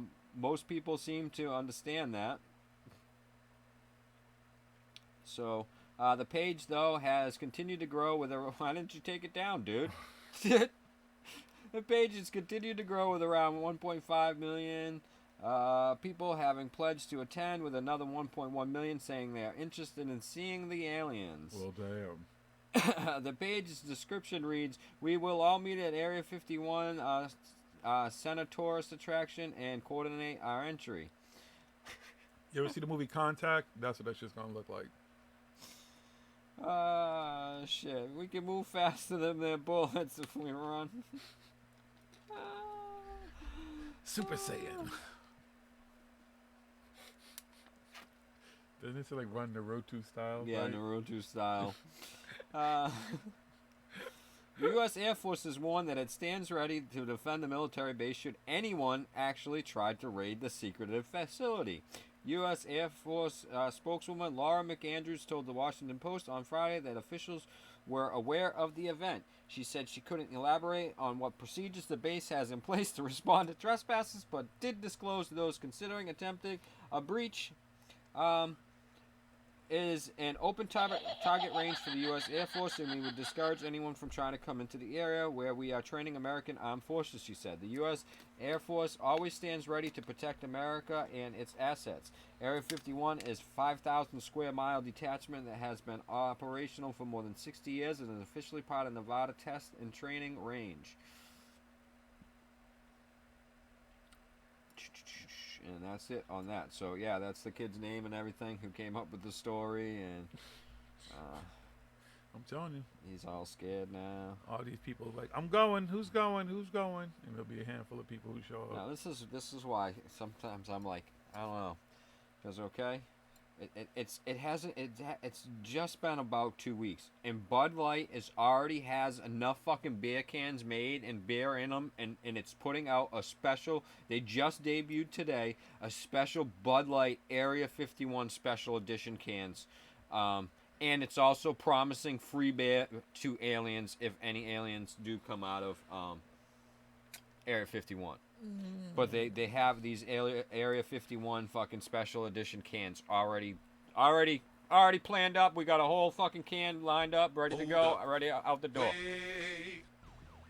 How is that possible?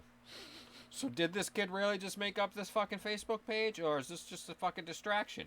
I don't know, because I mean, the fucking amount of T-shirts and shit already, fucking hotels are selling out, fucking. And on that day, all the cameras are going to be pointed at Area 51, and I'm going to be like, what the fuck else is going on right now? Don't fall for the okie doke, folk. See, now I'm going to miss a goddamn good show at Area 50 fucking 1.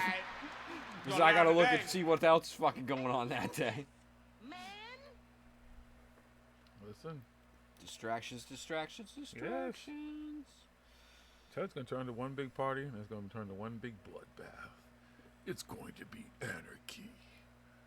Flashbangs, smoke, bullets, knives, dogs, lasers, guns, aliens. It's all going to go down in the desert. September 20th. All right, and this is a little odd, too. Okay, about this fucking Bud Light story. Bud Light says it's going to give away free beer to visitors from outer space, at least. And it's, that's their little promotional thing. The beer company promised on Wednesday to give beer to any aliens who escape from Area 51, the top secret military base in Nevada. More than 1.6 million people, blah, blah, blah, we know, are vowing to storm the site. A newly designed beer can titled Area 51 Special Edition was also revealed on Twitter on Wednesday. Bud Light posted the design after saying Monday it wouldn't sponsor the Area 51 raid. But we're just going to make some fucking cans and cash in on the fucking shit. Why not? Capitalism at its best. We'd like to be the first brand to formally announce that we will not be sponsoring the Area 51 raid, Bud Light tweeted on Monday. The company changed its mind by Wednesday morning, however. Screw it. Free Bud Light to any aliens that make it out. And the company posted hours before posting a new alien-inspired beer can design. The black and green can design shows a picture of an alien with a crown and the words, "The Universal Renowned Bud Light Space Beer," around the alien. The bottom of the can contains the word, "We come in peace." The top is a longer message to Earthlings. And we leave in pieces. Greetings, Earthling. This is the famous Area 51. We know of no space beer by any other life form which is brewed and aged to be more refreshing. Our cryogenic aging produces a light-bodied space lager with a fresh, crisp, clean finish and a smooth drinkability. Take us to your leader for drinks. These humans are dumber than we thought. When we asked if the design was real, Bud Light responded to say, with 51,000 retweets, the company would make it happen. As of Thursday, the post had more than 11,000 retweets. There you go. Guy Fieri's going to cook up nuclear ribs, he said.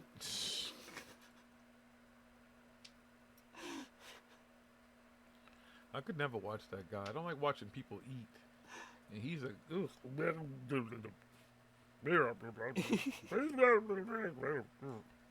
He's going to drive out there in his Camaro with the top down. A nuclear reactor fucking cooker stowed behind it. Let's get this party started, right? Let's get these ribs going. Let's get to irradiating some ribs. Yeah, there you go, buddy. You're an idiot. Yeah, good luck, folks. That's what I'm saying. I'm going nowhere near there. They're going to start with the people in the back anyways, the ones who are all the outliers, and they're going to work their way in and surround those motherfuckers. And be like, yeah, all right, now what you going to do? What you going to do? Good luck. Yeah, I'll stay at home. Like I said, I can watch all that shit on the internet. It'll be all over YouTube, everything. People be live streaming. I just want to see how many people actually show up. Again, it's the same shit promoters used to always promise. Look at how many people on Facebook said they were coming to the party, man. I've got 1,000 people sitting, and then 10 people show the fuck up. You feel me? Yeah, because people can cancel hotels and stuff between now and You then. can cancel still. everything, exactly. They start watching the news, and it gets close. The next, Agent Orange is in on this, and he's like, listen, there'll be nothing. I will drop a MOAD out there. You think I won't? I'll drop one out there. We'll end this shit real quick. Area 51 will be fine. But that's it. We're not going to tolerate this on American soil. This is un-American. Good luck, folks. All that stuff. It sounds real good till it happens. I ain't going nowhere near that shit. So anybody who said it was going, Tasha, you hit up Smoke King, and then anybody else who hit up Tasha, and then y'all get together, and then y'all can stream that shit. And we'll be thankful that y'all are streaming everything live and everything too. That'd be cool. And we can do a Google Hangout, and I can commentate from here as you commentate from there. Sounds good. Yeah, I know, Jonas. They're showing different weapons that they have, like the microwave weapon and stuff that makes people. Oh, I got a really list hard. right here. 10 reasons why storming Area 51 isn't a good idea. We'll read that in a second. Yeah. Give him a second. He's rolling. Call some local hotels, see if they're booked for September.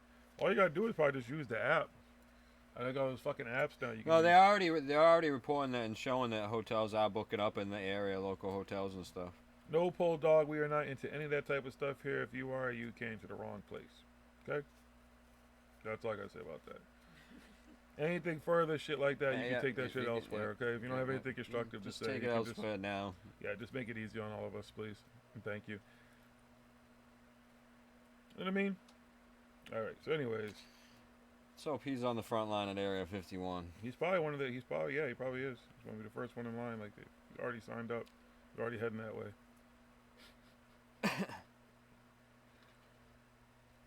The t-shirt would say, I went to Area 52. If Area 52 is still in the same state, I'm not going anywhere near any of that shit. I mean, if there really was anything at Area 51 and they're like, oh, these people are coming and stuff, we'll just move it to Area 52. Or 50, well, we're really confused them. We'll move it to Area 53 just in case they come to Area 52. Oh, wait, they don't even know about 56, do they? Oh, shit. They'll move it to Area 56. Y'all don't even know about 56. Well, Bob Lazar already fucked it up, and he tweeted, he's like, you guys are stupid for raiding Area 51. They never had any alien stuff there. They keep it all at S4 where I was. Don't go there. It's a dumb idea. Yeah. Because there's nothing there. It was at S4. Okay, cool. Let's change it. We're raiding S4 now, everybody. Thanks, Bob. Yeah, good luck. Go to the side of that mountain and that works out for you. Thousands of people died today because Bob Lazar told everybody to raid Area S4.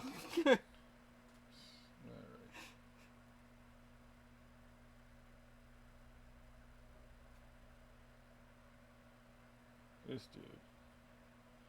Yeah, let's get him out of there. I'm going to put you on a little time off for a while there, guy. Yeah? Alright. Grow up, my friend. That's all you gotta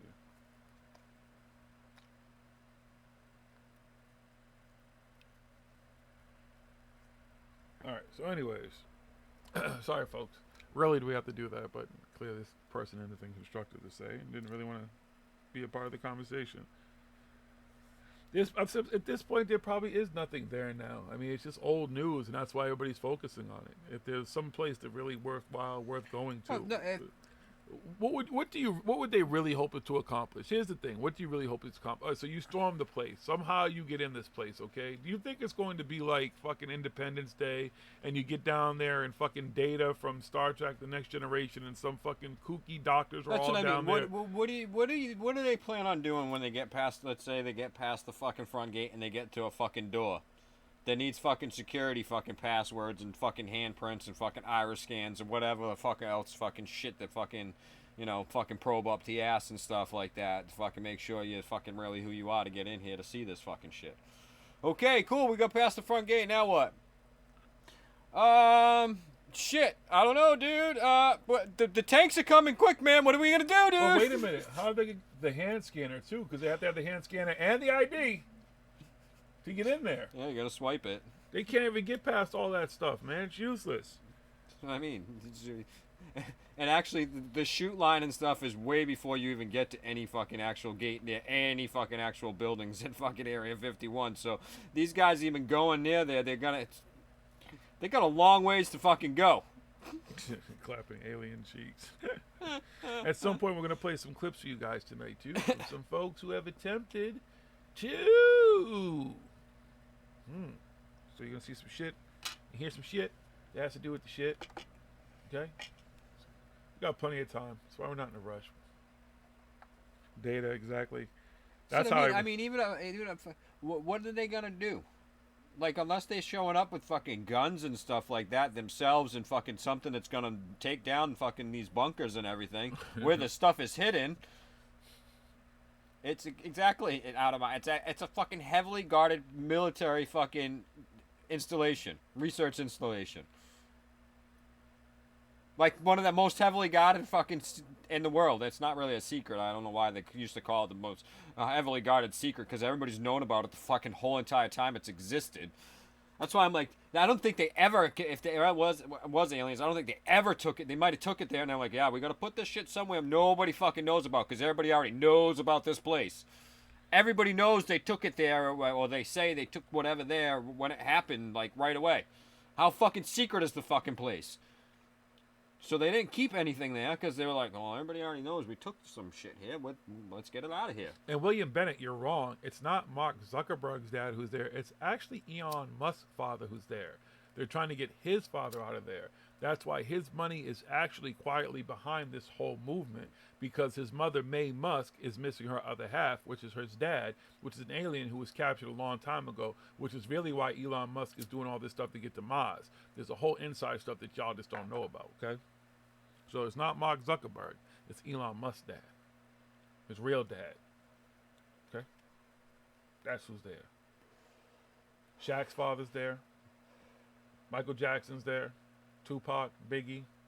They're all there. Yeah, Everybody's Zuck's not there. an alien. He's an android. Yeah, he's an android. Yeah, he looks like Data. Look at him. He looks just like Data. He looks like Brett Spiner and shit with the makeup on. All right. 10 reasons why storming Area 51 isn't a great idea. You can't handle the truth. Conspiracy theorists have it aliens are being kept secret because of fears that people would freak out if they discovered the truth. This argument is brushed aside casually in shows like The X-Files, who want the truth at any cost. But what if the authorities are right? Advanced alien intelligence poses a serious threat to religious belief. Mankind may not be the unique being made in the divine image as believed. Theologians Ted Peters carried out a survey on what effect people thought alien contact would have on their religion. Interestingly, most people thought that their own religion would remain intact, but the event would seriously change other faiths. Somebody is fooling themselves. I know a lot of people, and I don't know many people who are going to be really all like fucking losing their minds because fucking there's aliens. And I'm like, oh my god, aliens! Like everybody thinks they're going to freak out and stuff. Everybody's work's going to stop, and people are going to be like, people are going to be like, oh fuck, wow, shit, there really is fucking aliens. Cool, fuck, I still got to work on Monday. God damn it. Okay, let's go. We're gonna ask everyone. That's what everybody I know. I mean, but everybody's going but people here. like, no, it's true. I've gotta play golf. Everybody's gonna freak out. I'm like, I'm not. I'm got to part of insult everybody. some people. I still gotta be able to tweet. You know, this stuff is. You're part of everybody. You're part of everybody, right? You guys are part of everybody, right? So, are we all gonna freak out? Hell, fucking aliens yeah, come? I'm gone, dude. I'm out. I'm on my bicycle. I'm out of town. Peace.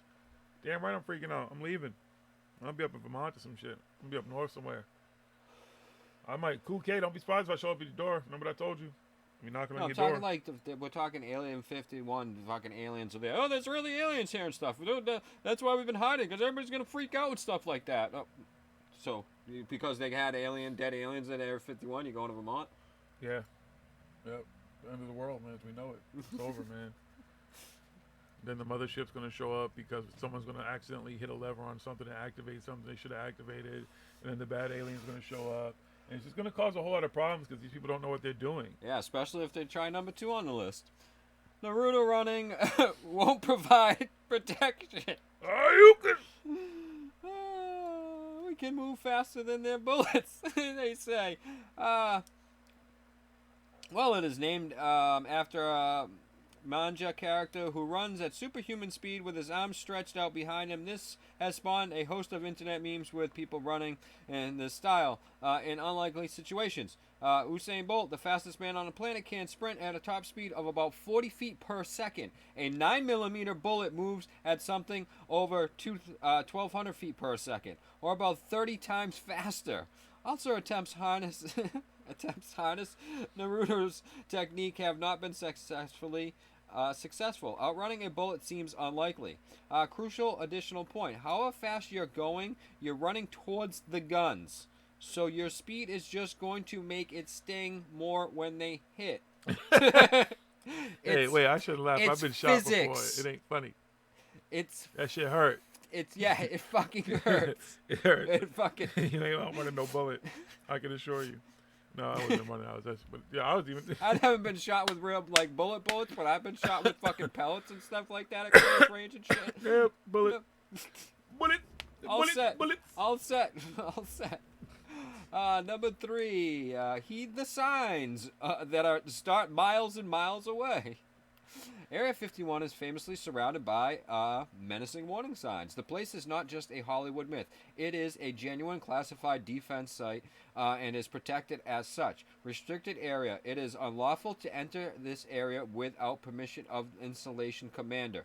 Legally speaking, if you cross that line, you are committing an offense against Section 1382 of Title 18 of entering a military installation without permission, which makes you liable to a $500 fine. But that's the least of your worries. Well, on this installation, all personnel and the property under their control are subject to search. You're probably not going to like that search either. They're not just going to pat you down. You get the full body cavity search. Fuck the aliens. You don't got to worry about the aliens probing you. Yes. They really make sure there's nothing up there. Strip search, bitch. Run your clothes. All of them. Prison porno style. Down to your socks. Shit.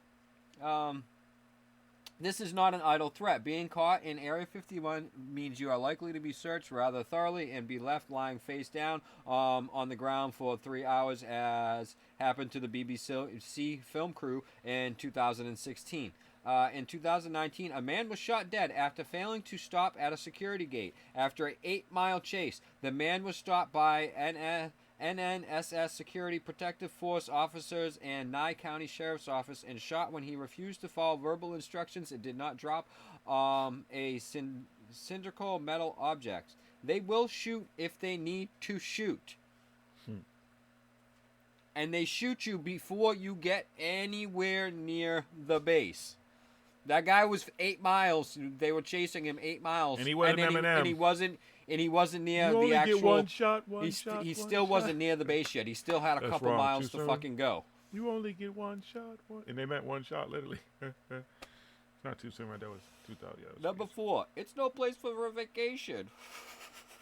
Really? The site was originally chosen in 1950s as a testing ground for classified aircraft. The section was made by Kelly Johnson, the legendary Lockheed engineer behind the U-2 and the SR-71 programs. Johnson wanted the dry lake bed to provide a long, flat landing site. Dry lake beds, by definition, occur in inhospitable desert places. In Groom Lake, as the place was originally known, is scorching hot in daytime, with temperatures routinely over 100 degrees Fahrenheit and minimum precipitation. The area also happens to be downwind of one of the original nuclear test sites, so there is residual radiation to consider. Johnson gave the secret site the iconic codename Paradise Ranch. Crews sent to this active-sounding location were horrified to find themselves in a place once officially described by the U.S. Army as a goddamn place to dump used razor blades. Good night, I love you. It is not pleasing.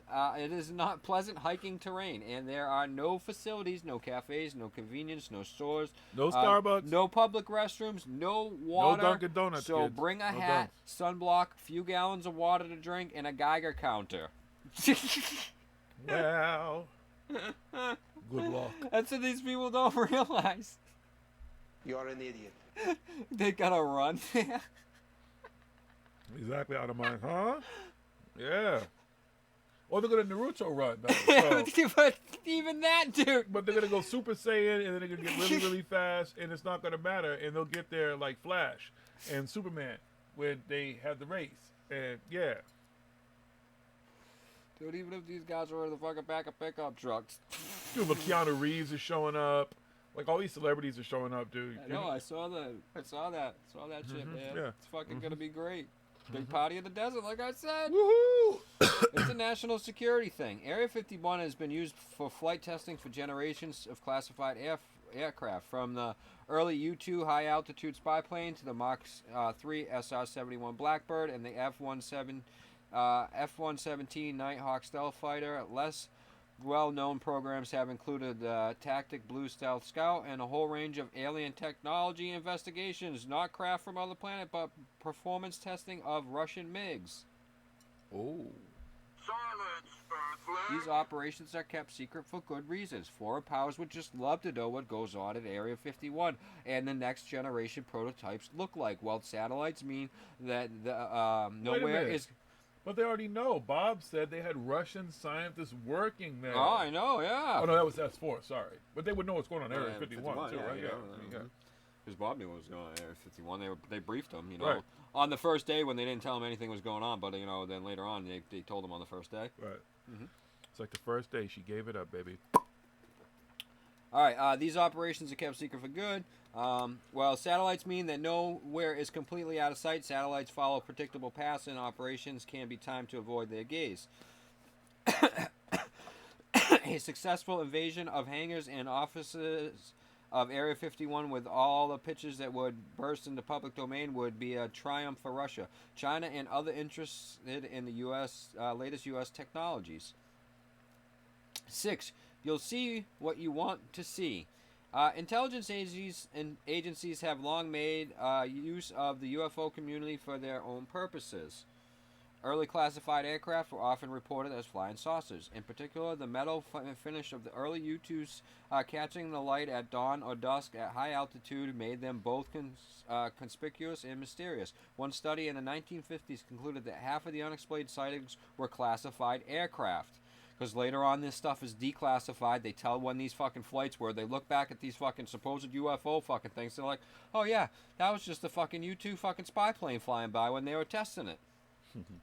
Remember those drones we were testing, the early drones? Yep, that's what's going to happen. These Navy pilots and stuff, it's going to come out in a few years and be like, yep, this stuff's declassified. Look at these crazy new fucking drones and stuff that we got. We thought it was the other one they we go said, fucking but it was the other one we hyperspeeds and didn't shit know. like that. They fucking incredible. Look at these things fucking go. Mm-hmm. In order to divert attention from real projects, the Air Force Office of Special Investigations and others started feeding disinformation to UFO groups. As Mark Pilkington, 2013 Mirage Man recounted, they allowed select individuals to see but not copy fake official documents, photographs, and other evidence of alien activity to shape the whole mythology. The intelligence agencies are smart when it comes to handing information. Those storming Area 51 may get a glimpse of weird-looking machinery, saucer-shaped craft parked in hangars, or even big-eyed aliens peeking out from upper windows. But everything you see will be exactly what you want to see. It might be real, but it might not be.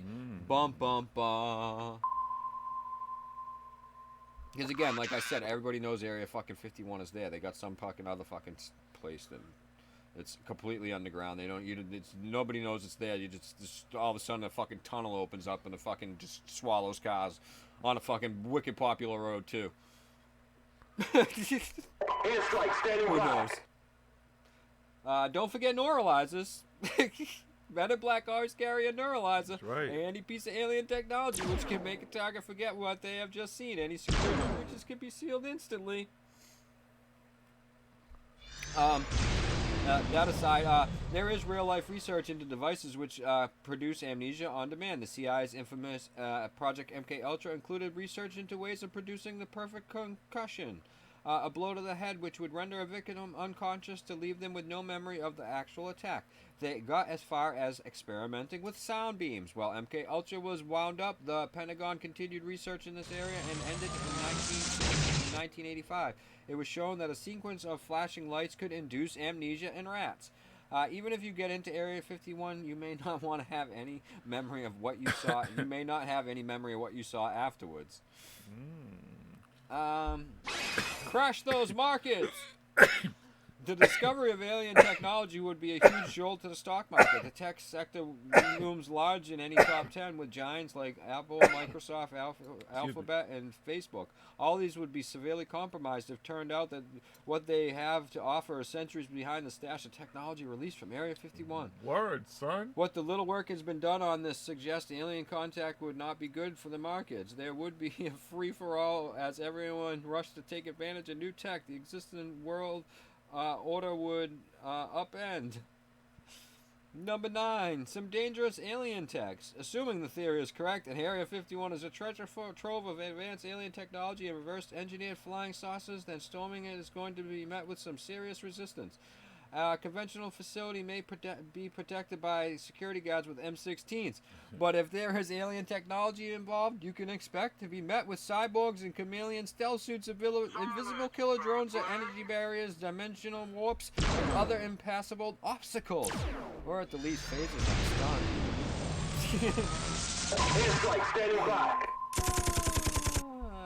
Last one on this list. What if they're keeping something in? They don't want to get out. I love it. It's like a fucking picture of like Cthulhu.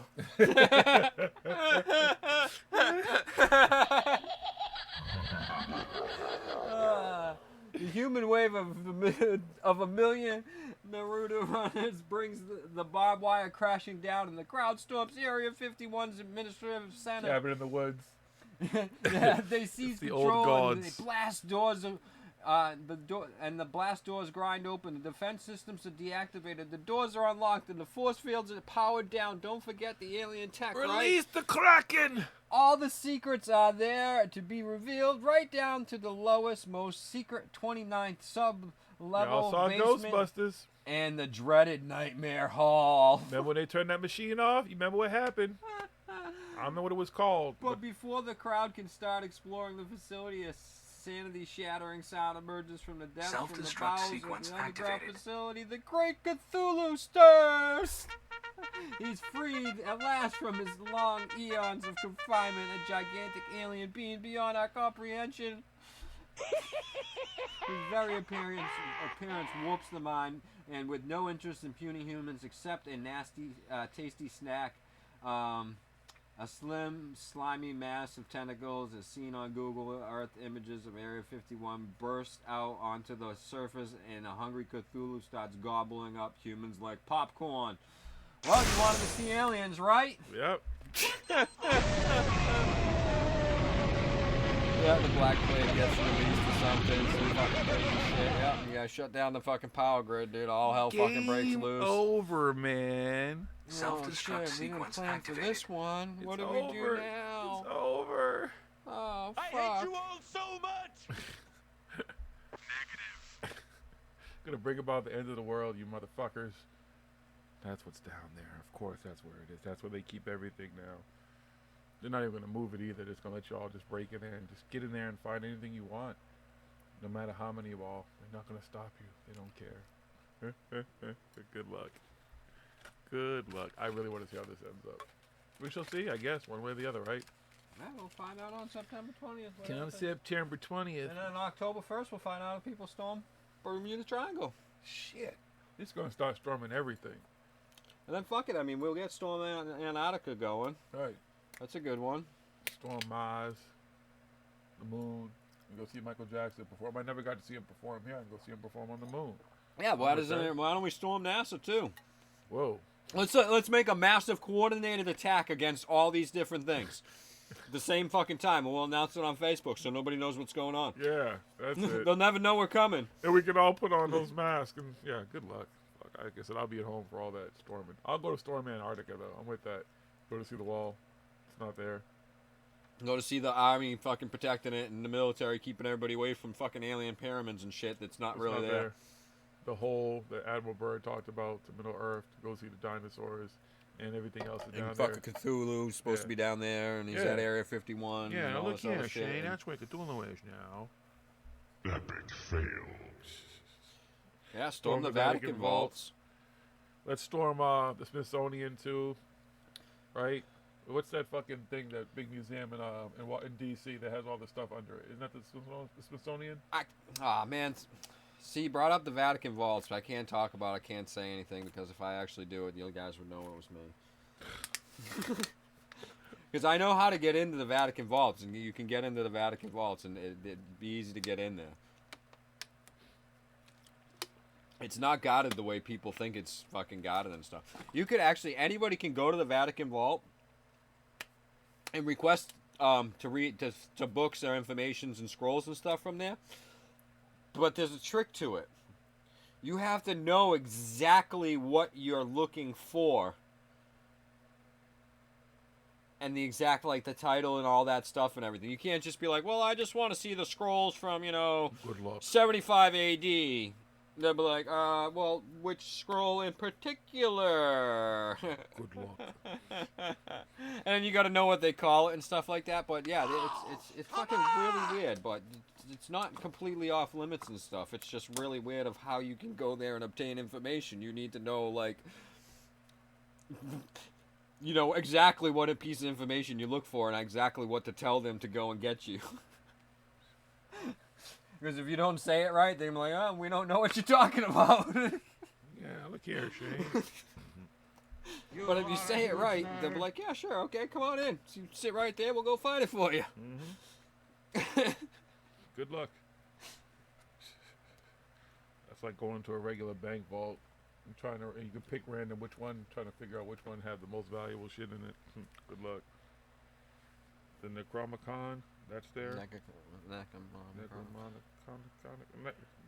Necronomicon? Nope, there's no list, there's no nothing, there's no way to know, there's nothing to tell you what they have there, you can't, nothing like that.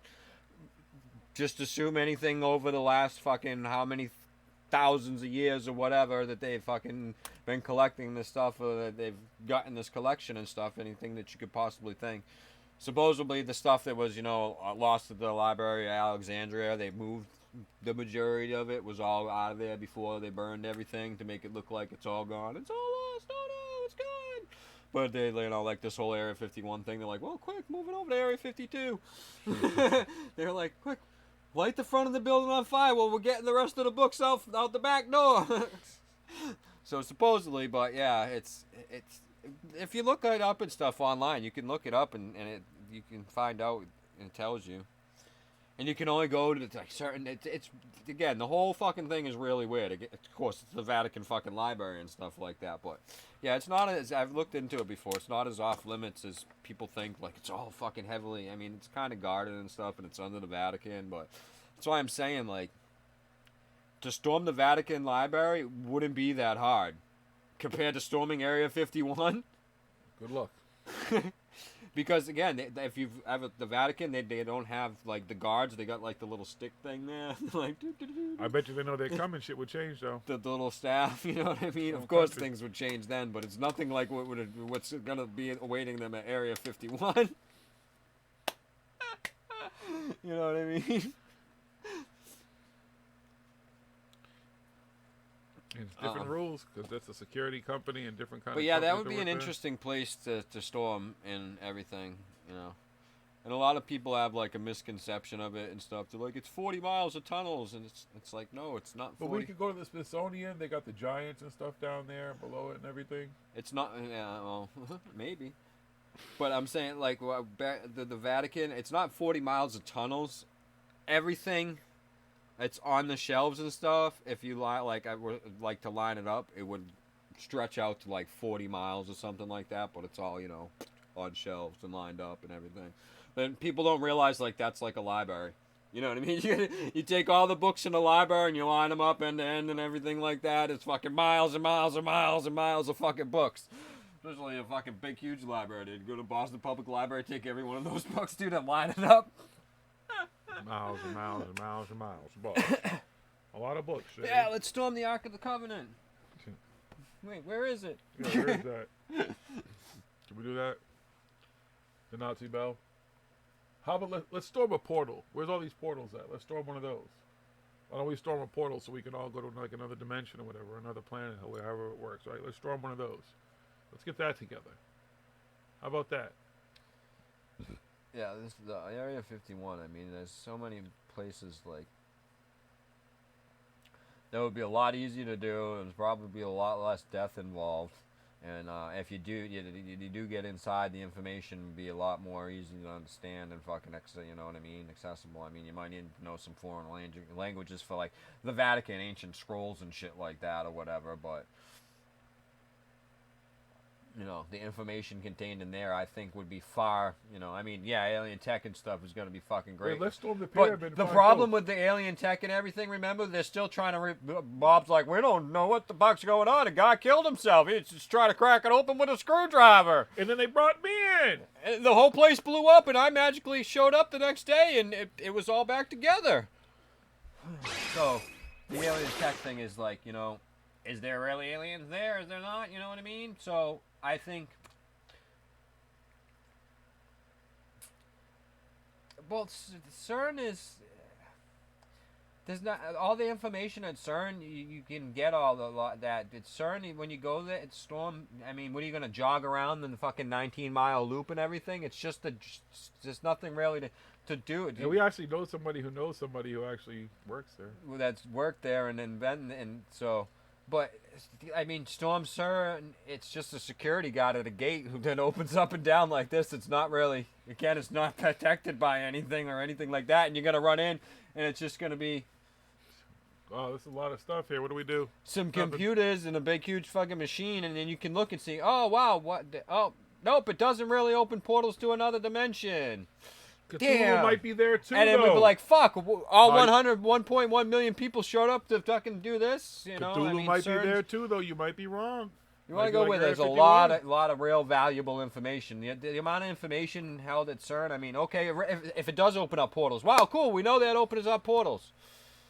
Ooh. Does anybody know how to work it? Why don't we storm the pyramid in Antarctica?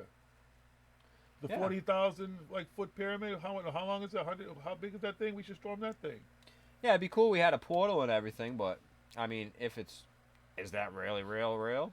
But we know that the Vatican. There's one in Ohio. Supposedly. There's a portal in Ohio.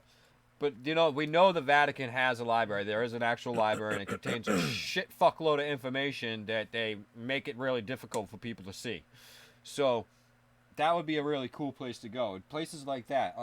Shit that's hidden underneath the fucking Washington fucking mall, they call it, where all the museums and stuff are and everything. Underneath all those big giant museums and stuff, there's actually and underneath the reflecting pools and stuff underneath there, that's actually a building. That whole thing, that's why they call it a mall. Underneath all that you see up on top is just the roof of a fucking giant building that's underneath there. Yeah. It's really there too. That's like the it's giants that's being real. the giant That's where building. That's why it's a all giant connected. building. All the museums, all the Smithsonian's, all those museums, they're all connected. There's a big, huge thing underneath there, and that's where they do all their the restoration work, and they keep stuff. Well, we don't want to put it up. We don't want anybody to know about this. You know, that would be a cool one. Duluth. I mean, that's another military base, and when you get in there, what's going to be? I mean. Is there really aliens there? Is it really connected to some underground stuff? And if it is, you know, again, it's alien tech, and they haven't figured out the alien tech yet. Wait a minute, I got a better idea. Why don't we storm the base that we don't even know what's out there yet, where they're hiding the aliens and everything, the newer aliens and stuff? Yeah, supposedly there's a Stargate there. But all the Stargates now, because that's why we go to war with everybody, remember? Because we go and we take the Stargates in those countries and we bring them back to Area 51. Yeah, that's all the Stargates are, see? So we'll get to go through Stargates. Everybody pick a Stargate. Here you go. Just spin the wheel, see? See where you end up, folks. Let's see.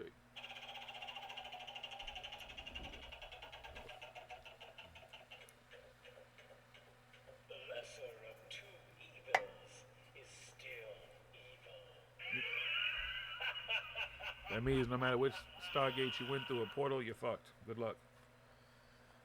Cheyenne Mountain. There's all these places with all this stuff. I mean, how do you pick and choose?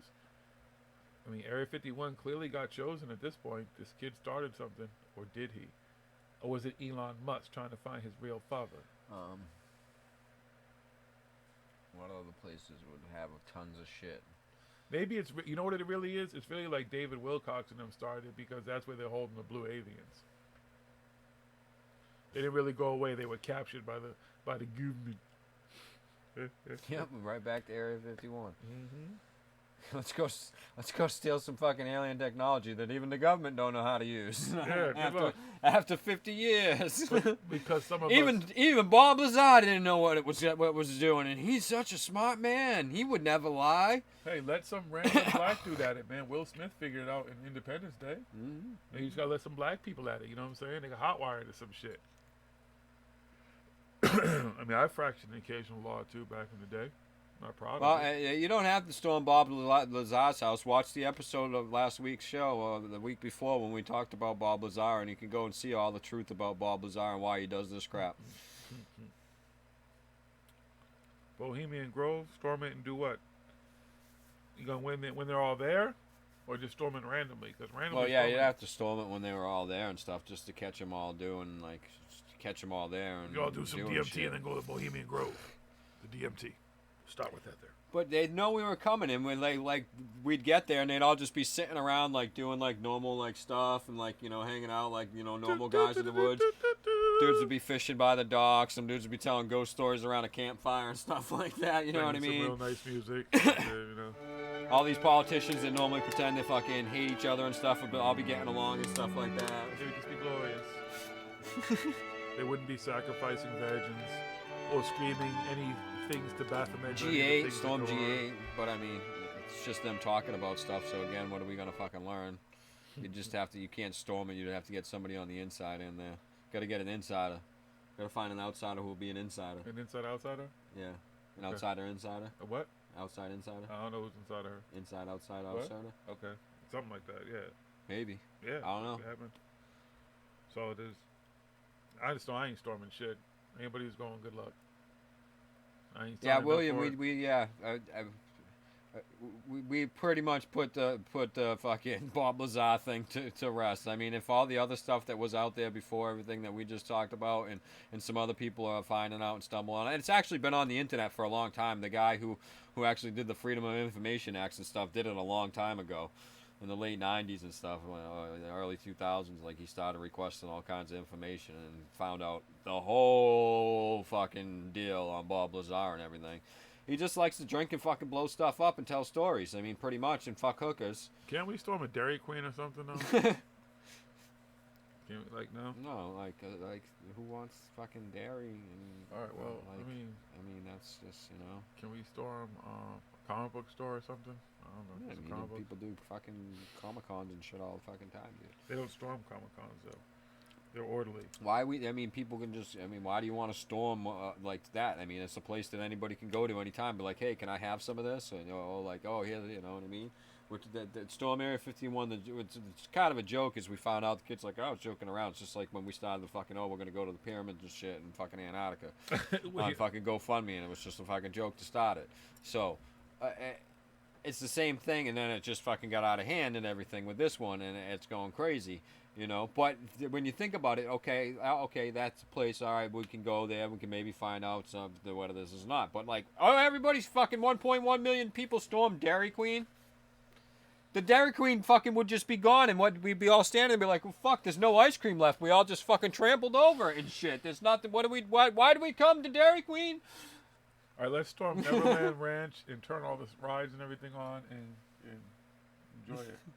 You probably wouldn't really have to storm Neverland Ranch. It's all decrepit and falling apart, and there's no rides there or anything anymore anyway. They already took all that stuff out. Yeah, the rides have been gone for a long time. Even when he was alive, they took out all the rides. Let's storm John Lear's house. He has all the information. He knows everything, right? Storm his ranch. He's got a lot of areas. Did you really need fucking millions of people to storm John Lear's ranch? He's got all the real answers, I think. He's the real guy. Yeah, he's the one who told Bob Lazar the story to tell. Right, exactly. It's John Lear. He's the guy. I'm telling you, look at the wrong place. No! What you call it? That ranch? Skinwalker Ranch. Skinwalker Ranch. Let's storm Skinwalker Ranch. There you go. There you go. That's a good place to start. See, let's go there. Skinwalker Ranch. We storm it. We go to see what the fuck is really there, the aliens and everything. And there'll be so many people there, they won't be able to do the light show because there'll be people on the other side of the mountains, wherever supposedly they fabricate all this bullshit and everything. See, there you go. Yeah, see, if we're gonna storm ice cream, Ben and Jerry's, I'd say we'd storm Ben and Jerry's. But Ben and Jerry's would just be like, "Hey guys, no need to storm. We'll take care of y'all. We got you. We got this. We love you guys. You want to know the secret recipe? It's cool. We'll tell you. Don't worry about it. Cool. It's ice cream with flavors. We've never had this many people in Vermont. Is it Vermont? Where are they yeah, from? it is At the Vermont. same time. Like to fucking triple the state population. Oh yeah, and we thought about going to that fucking thing. Yeah, we did it. Astronaut went. Yeah, they were. That's right. Astronaut Reem went. Yeah. They'd be like, cool. They got vegan ice cream there, so I'd go there. So Ben and Jerry's makes vegan ice cream. Maybe so. next time we go to Vermont, we can stop there and actually.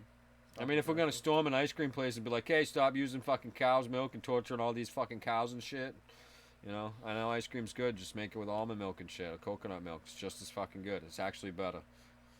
It's actually much better. Can we storm like an In-N-Out burger? They have Beyond Burgers there.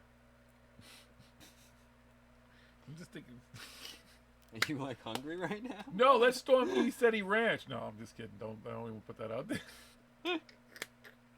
Cliff High can lead the way. He can Naruto run first. He's in good shape though. He looks like he can Naruto run.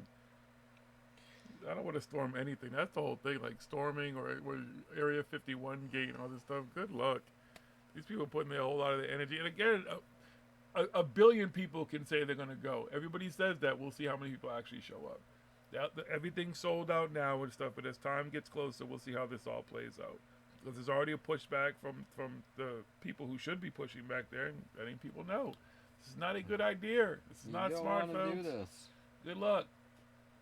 The little town's happy to fucking have you guys come and fucking They're party, like, we'll party beforehand. They'll be like, "Yeah, we'll take all your money. We'll sell you all the fucking alcohol and shit that you want."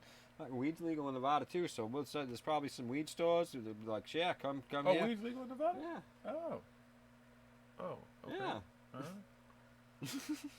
Good to know. Oh, he's like, "Oh shit, maybe we will go." No, I didn't say I was gonna go. I'm still black. I'm not going anywhere near that motherfucker. They're like, "What are you doing here?" No. Dude, it's gonna be like Woodstock though. All those people are gonna make all that money, then they're gonna be mad and shit because their town's gonna be destroyed because people are fucking assholes. Well, what it's gonna be? Well, it's gonna be it's gonna be like a giant fucking con and the little town like beforehand because everybody's gonna be con because there's gonna be people conning people and shit. But you know, it's gonna be like because all the people are gonna set up their little tents and stuff and sell their fucking same stuff and have all the booths and all the food and everything like that. Food it's gonna trucks be everywhere. Same thing. There's gonna be dudes speaking here and dudes speaking here and singers, performers, all the same stuff. That's just like going to a thing. Bands are gonna show up. Yeah, everything like that, and then just at 3:30 a.m. on fucking September 20th. Well, I don't even know what day it is. I should have because the next day is my solar return. All of a sudden the invisible shield's gonna show up and it's gonna hit it trying to run towards it. Doom, doom, doom, doom, doom, doom, doom, just hit the shield. Shield's there. I'm telling you. Look at the shield. The best is Asher. Yeah, 51 vanilla ice cream filled with fruits, nuts, and flakes. There you go. I love it. They should do one. Well, listen, if fucking Budweiser can get in on everybody else, apparently he's jumping on board. You never know. That's what it's becoming. It's going to become a big corporate push. They're going to have all kind of little Budweiser fucking vans out there and shit and everything. You can get Budweiser t-shirts and pins and everything. Good luck. It's going to become a big fucking joke. Ain't shit going to happen. And then they're going to meet there every year. That's just what the kid was trying to do, put together his own fucking little event. He knew what he was doing. He's probably a time traveler in the future. He knew he already did that. That's what it is. Dude, parties in the desert are fucking lit. I know. You know.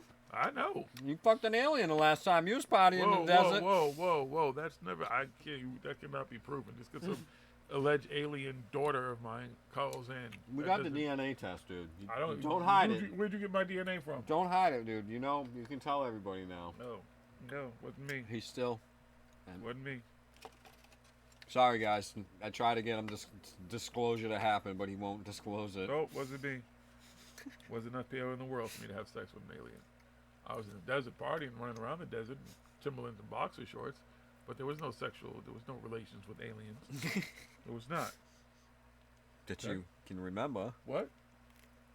I remember. I mean, there was none of that though. I would know if I had sex. I don't know. You was in your boxer shorts. Cause I was hot as fuck. It's not that hot in the desert at night. It's hot when you're on peyote. I've done peyote. I've never run around in the desert. Okay, you've done Naked. peyote, acid, a whole lot of other stuff. I had never done anything but weed even at that point. The only time I end up in boxer shorts on drugs is the sexual relations is going on. No, I was running around. No, that's not how it happened. Were you really on peyote, or is that just from having space sex? I know, Jonas. I'm surprised Pepsi hasn't jumped on it. I'm still waiting for something to come in their fucking Black Knight satellite one that they did. It was so cryptic and eerie, and then nothing came about from it. That was the weirdest campaign still to this day to me. I just don't get it. Nothing came about from it. They didn't really push it. They just put it out there for a second. Spent a whole lot of money on it. A whole lot of like actors and actresses in it, and boom. What do you even call them actresses anymore? Everybody just actors now, right? So they had A-list actors. They had Usher doing the soundtrack and narrating it and stuff. If you've never seen it, if it's still up, please go watch the Pepsi Black Knight satellite commercial. I still don't get it. I don't know what Pepsi was going for. So maybe, yeah, it would make sense they would do an Area 51 now. Because, man, the government, man, they got to put that stuff right in your face, man. They working with the corporations. Telling the truth, dude. That space blanket, man. It's not a space blanket. It's God. Yeah, that really was Jonas. I still, to this day, I don't know what the fuck they would think, what the whole purpose of it was. Because nothing came from it. Yeah, it's like a 10-minute thing, Usher dancing around and shit. Right, it's like really deep. Like you think that they're about to put on a movie or something, or there's going to be a television show. Or it's almost like when you watch those kind of, like, you see how Taco Bell does those really dramatic commercials now for their fries, the stupid fucking nacho fries. And you're expecting, like, when you first see it, you're like, oh shit, like, what's this commercial? You're like, is this really for fucking nacho fries? You're thinking some actor or whatever's about to be in some dope-ass movie, and it's about some fucking nacho fries. Daddy's got to get your nacho fries. Cryptic and shit. Fuck you, Pepsi. You could let us know what's going on. I thought they wanted to disclose this Black Knight satellite, and they didn't. Assholes. I really did think maybe Pepsi knew something we didn't know. Maybe they was ready for disclosure, but no. I think a lot of, Budweiser, I'm surprised they even, at first they said no, they weren't going to, but now they are, but.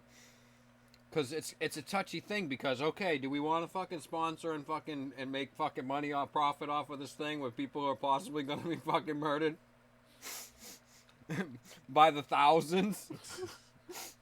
So companies are kind of like, yeah, do we want to step into this one? I don't know. Could work out in our favor, it might not. This could be a bad one, Jim. I say nay. Coke sponsors the whole entire thing, and fucking, 50,000 people are murdered, another fucking 100,000 people are fucking injured. Airstrike standing by. Headshot. Desert's all fucked up now. Fucking government Scorched fucking earth. launching grenade launches and shit at people. Fucking Naruto running across the desert. You read the signs, didn't you, people? This is a live test range. Hey, and baby. you in our way. We told you not to come. Fire in the hole. Dude drops in another grenade. Airstrike standing by. Dudes are back at Coach are like, this is not good for us, guys. Things aren't looking good here, guys. There's a dude wearing a fucking running with a Coke bottle in his hand, gets fucking blown up. There's a war going on outside.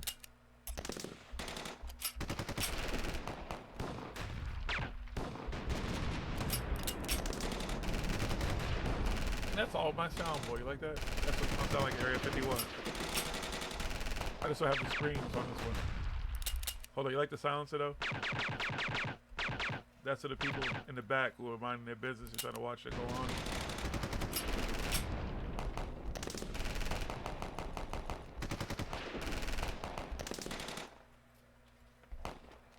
That reminds me of the Eddie Murphy movie, Hollow Knights. Will you stop shooting that stupid gun? Alright. Sorry. A little carried away there. I didn't even mean to do that last one. But yes, folks, I won't be joining them. I'm going nowhere near Area 51, 52, 53, 54. I'm good. Wait, Hollywood will be releasing the movie on September 15th. It's going to be all dramatical. Area 51, the storming. It's not going to be what people think it is. Good luck. I don't think that many people are going to show up. They can say all they want to say now. Come September, there's going to be a whole lot of different people. There's still some dumbasses who'll be like, wait, someone canceled the Area 51 party? Dude, oh, wait, hold up. I didn't get the memo. Facebook didn't even tell me the party was canceled, man. It'll still show up. Those be the motherfuckers that get fucked up and get lit up and go to jail. Imagine that, though. The news, everybody is talking about this shit. Everybody. That's insane.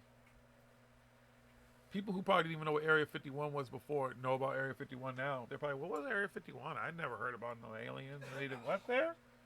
And they got who where? Dude, not knowing about Area 51 is like not knowing about McDonald's. You'd still be more prone to know about McDonald's than you might about Area 51. You can see McDonald's everywhere. It's not like you see Area 51 everywhere. You see McDonald's everywhere. People talk about Area 51 everywhere. It's everywhere. I bet you there's some place in this country people don't know about no Area 51. Some, a few. There's probably a small number. There's some folks, they don't know. They don't be knowing.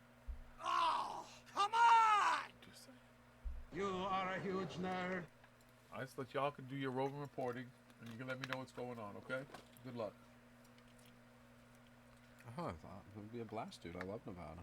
I love Nevada too. Good time. Love it. Love Nevada. I love Arizona. I love the desert. I have no problem with the desert. I love California.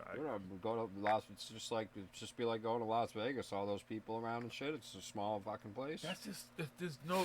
And again, when they leave, when they leave that plan. And they're over there, and they go because miles and miles away, I'm gonna be way back over here. Be like, guy, bye. I'll see you if you come back.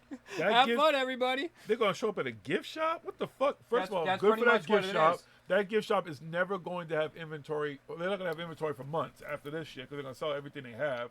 I can't imagine the place is that fucking big from what I've seen. The areas of fucking area 51. Those little that little town. It's not a big town, but they have events where thousands of people show up there all the time, like celebrating Area 51 and stuff. So they're used to this happening. But I don't know about 1 million people, but they have events where, this little town of a fucking 100 people or some shit like that. All of a sudden, then 2, 3, 4, 5,000 people show up for the fucking weekend, and they have fucking UFO events and stuff like that. 10,000 people sometimes and stuff. But this is like 1 million motherfucking people. And again, the fucking desert. It's a big area. It's like the Million Man March in the desert. There you go. Hope y'all hope y'all bring some of your own water and shit like that, because you ain't gonna be able to fucking get it at the store because the shit gonna run out real quick. Real quick. You ain't gonna be able to go to Bartram. Nothing. You better be able to rough it. And most of the people who live in the town too, they're they're real friendly. They love they live there because it's Area fucking 51 and shit like that, and fucking everybody comes here and shit. And of course everybody in the whole entire town has a fucking UFO fucking story to tell you. That time that I was abducted, I'll tell you, back in 51. So they're all great. My little fucking cafe here is gonna be fucking bumping. I fucking love it. You're gonna retire after this shit. So going out there and that part there, it's just basically like I said, it's gonna be like fucking Burning Man. Until everybody leaves that area and they drive miles and miles or they walk. I don't know how the fuck all these millions of people are gonna leave from this area, because let's look on the fucking map and shit. Oh, we ain't even playing the clips either. Shit. Oh, we got time still.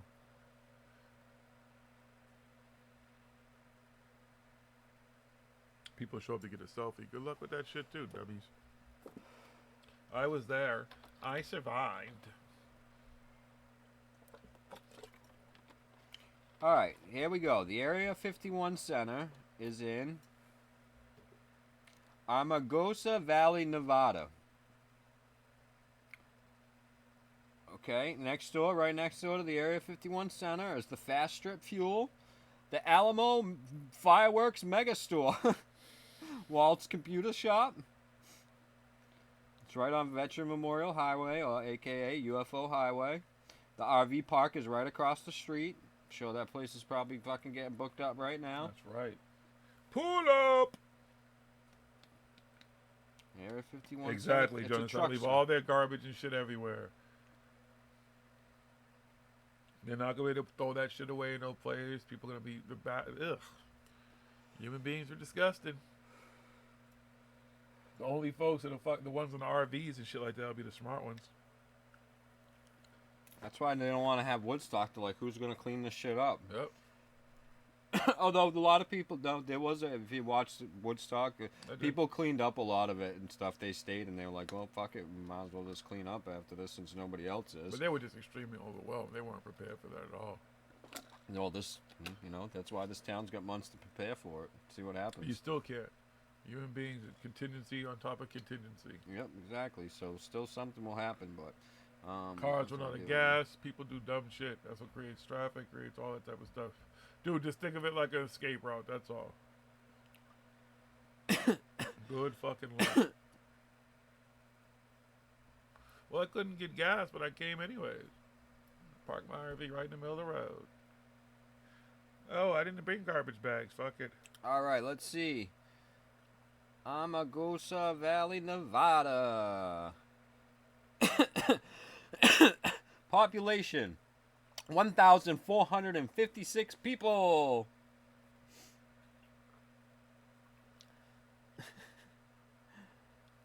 Yep. There we go. So that is the closest town to Nellis Air Force Base, Air Force Range, and the Nevada test site known as Area 51 and S4.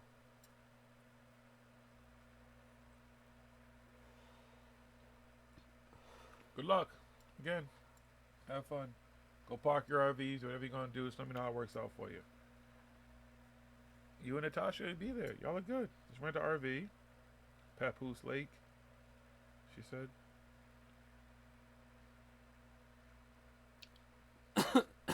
Yeah, Papoose Lake is another place out there now. That's where Bob said he took the people for to see the stuff. Has anybody in the chat ever been there or actually been in the area? Yeah, blah, blah, blah, blah, blah, blah. That guy. Well, I've been to Las Vegas, and I've been on Nellis Air Force Base, which is connected to that whole entire thing. Oh, you said when they had to drive through it or whatever? Yeah. What's up, Steve? Welcome, brother. Good to see you. But again, it's fucking... Alright, let me see. Hold on. I can go on Google Earth and do this.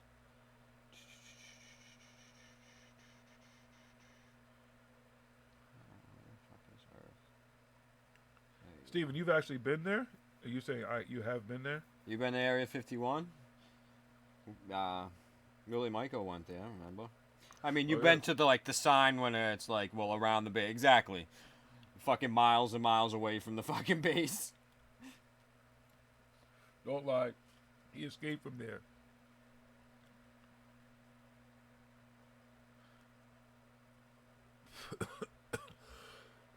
That's probably where my clone children escaped from in the future. I still remember. Wait, were my clone kids in the future, or was there one in the past? There we go. I got it on.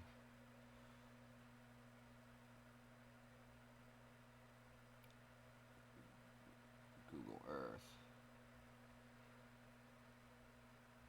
Any of you guys hear anything weird? Did you see UFOs? Aliens? I would definitely like to go there, but now you have to wait because it's going to be ridiculous. After this shit settles, either way, it's going to be either probably a ridiculous amount of money to go there, or not worth going there at all because they'll destroy the whole idea of what is significance. Are you looking at the aerial view? And I ain't hiking all that shit. I'm measuring how far away it is for them to go.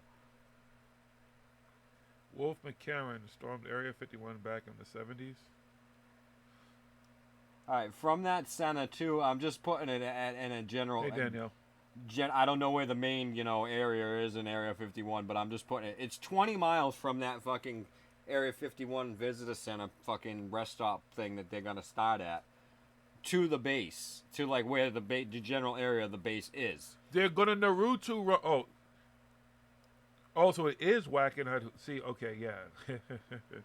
It's funny. I had a conversation with someone about Wackenhut, Pinkerton, and some of the other private security companies, especially Pinkerton, and how they function. Most of them on U.S. soil, but how they function differently in other countries. And those motherfuckers here, when you see them in malls and stuff and everything, that's the tailored down, watered down version of these security companies that you see on a daily basis in most cases. Because I remember growing up seeing Pinkerton in the fucking mall around the corner from where I live. But those, they have different rules. And that's why people were saying also about the military, like military couldn't just shoot U.S. civilians, blah, blah, blah, and everything. Well, these private security companies and firms play by different rules. So good luck. And that's what they have to deal with before they even get to the base. That's what it comes and arrests you and stuff like that when people go on past those signs and everything like that. Like you said, you just saw the guards and you saw the fucking... Did you get to where they have the guard huts? Just out in the middle of the desert? There's just like random... Because you have to go, there's like signs, and then a little further up there's like a fence area with the guard huts. And then you go past that and there's another fenced area with guard huts and stuff like that.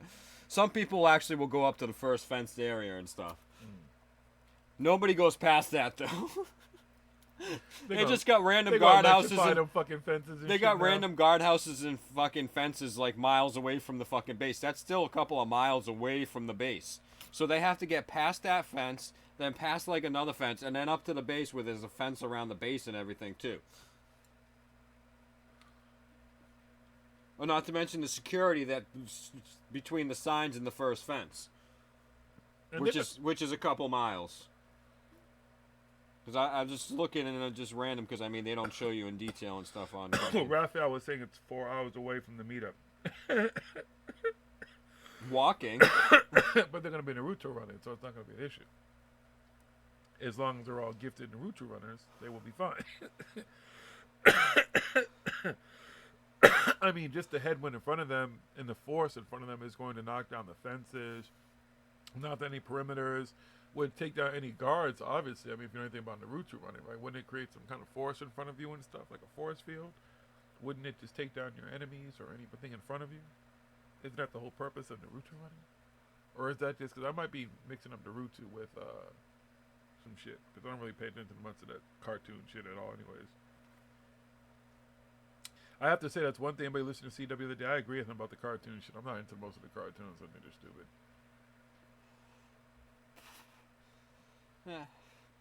Yeah, 4 hours walking maybe, like I said, because it's only 20 miles. I'm looking right here.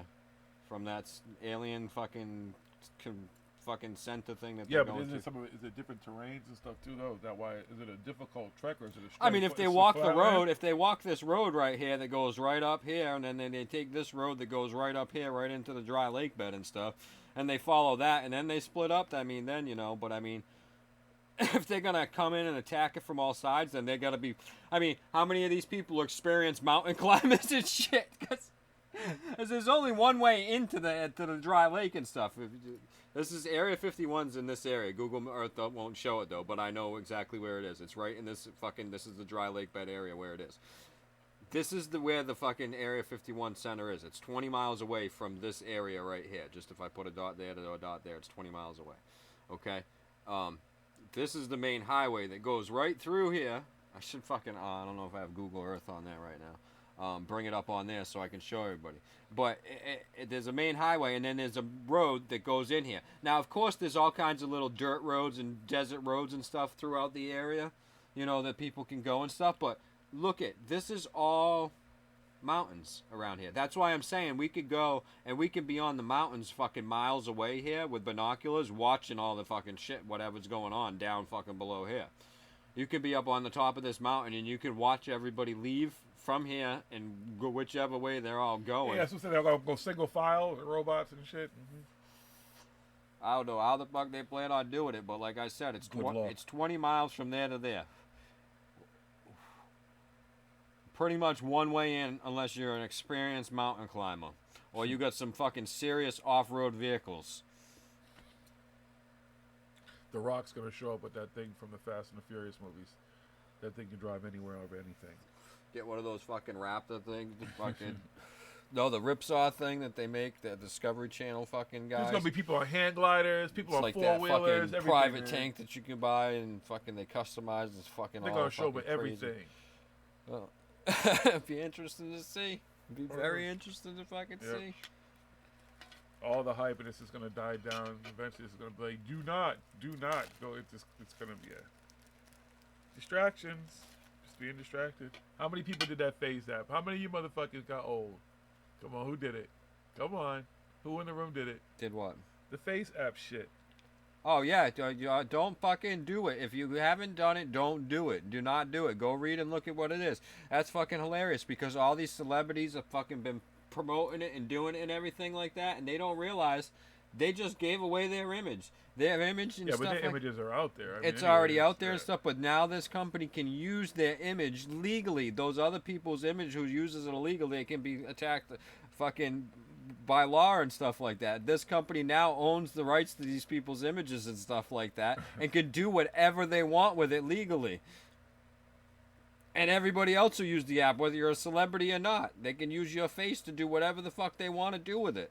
They could just sell a whole fucking, yeah, you want to buy all these faces to another company and stuff now? You now legally own all these faces, and then they can go and slap all these faces on you want to take your fucking face out of this porn? We'll just put this guy's face in this porn. Just random faces and shit. We're just adding faces to fucking pornos and shit now. Whatever. They could just randomly add your face into anything. Oh, we need the fucking crowd here. Oh, here, we got all these faces we bought from that Russian fucking company. What the fuck what is the Keanu fuck? How the Reeves doing in this porn? What the fuck is Keanu? I'm not even in just porn, in just general movies with crowd scenes and stuff. They don't need extras anymore. They just fucking digitally, we got all these random faces we bought from Russia. Just put them in the movie and shit. You watching a movie, you're like, how the fuck did I get in a new Avengers fucking 5 movie? Did you just see me back there? There we are, dude. That's from when we were fucking investigating and we used the face app. How did our faces get on there? Good luck. And they can make young you, old you, all that shit. It's theirs. Mm-hmm. They own it. Mm-hmm. You don't get nothing from it. You're going to be on when Pornhub you click, watching a porn one night and see you busting a move and shit up. Yeah. When you click I agree, you agreed for them to do whatever the fuck they want with that picture. You're going to be hitting them buck shots. Not only that, they're tracking the fuck out of everything you do, like fucking more than Facebook and everything else, and you agreed to it when you hit fucking download and agreed to all the fucking shit. They fucking track the fuck out of your phone. Everything's tracked at this point anyway. Everything, but I mean, this fucking thing goes above and beyond. This app is fucking tracking telling them every little fucking thing about you. Everything. Even Facebook's like, how the fuck did they get away with that one? They're like, whoa. Everybody else is like, what? And you guys are mad at us. How the fuck? How do they pull that one off? Well, their lawyer just fucking worded it a little bit differently, and everybody was just like, oh, cool, I can make myself old. I agree. No, not even that. They were just like, oh, this looks really cool because everybody else is doing it. Let me just do it. I agree. And fuck all y'all who do that shit too. I hate when Facebook announces me. Yeah, somebody who you are friends with did some shit and exposed you to some other shit because you're a fucking asshole. That's why. Stop exposing motherfuckers to shit. Jump on all that shit. They know what fucking vegetable they are and shit. What magical animal they are. They know what fucking horoscope from fucking Klingon they are.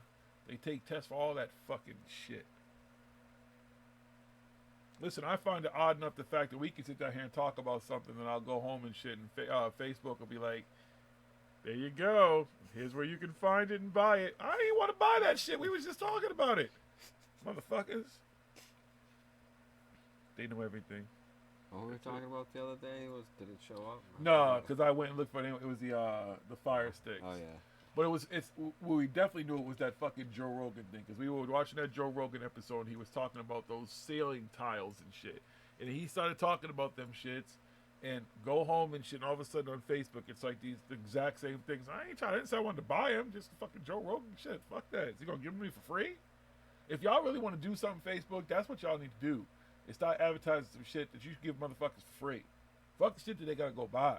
That's when you start talking about. Just start talking about free shit all the time. You don't make money off of free shit. That's not my problem. I was just saying, for me personally, then, if Facebook wants to rock with me and get my interest, then they need to be like, this shit is for free. This is the free version of that shit. Here you go. And Amazon already knows where the fuck I live. Just send it to me. Your buddy has it, then send old pics of everyone. Oh, so someone took a picture that like everybody else was into and exposed you to that shit regardless. See, it's like, we live in that kind of society. It's like you don't even have the opportunity to say yes. It's really not, in a sense, there's really not much you can do. I mean, you put your images out there, you don't know where they're going to end up anyways. I mean, on the dark web, we could all be in some fucking homemade porn or some shit or whatever. We don't know what the fuck people do with this shit. There's good things about all this internet stuff, and there's bad stuff about it, obviously. The great thing is that we all have the ability to talk right now. We're communicating. We're having fun.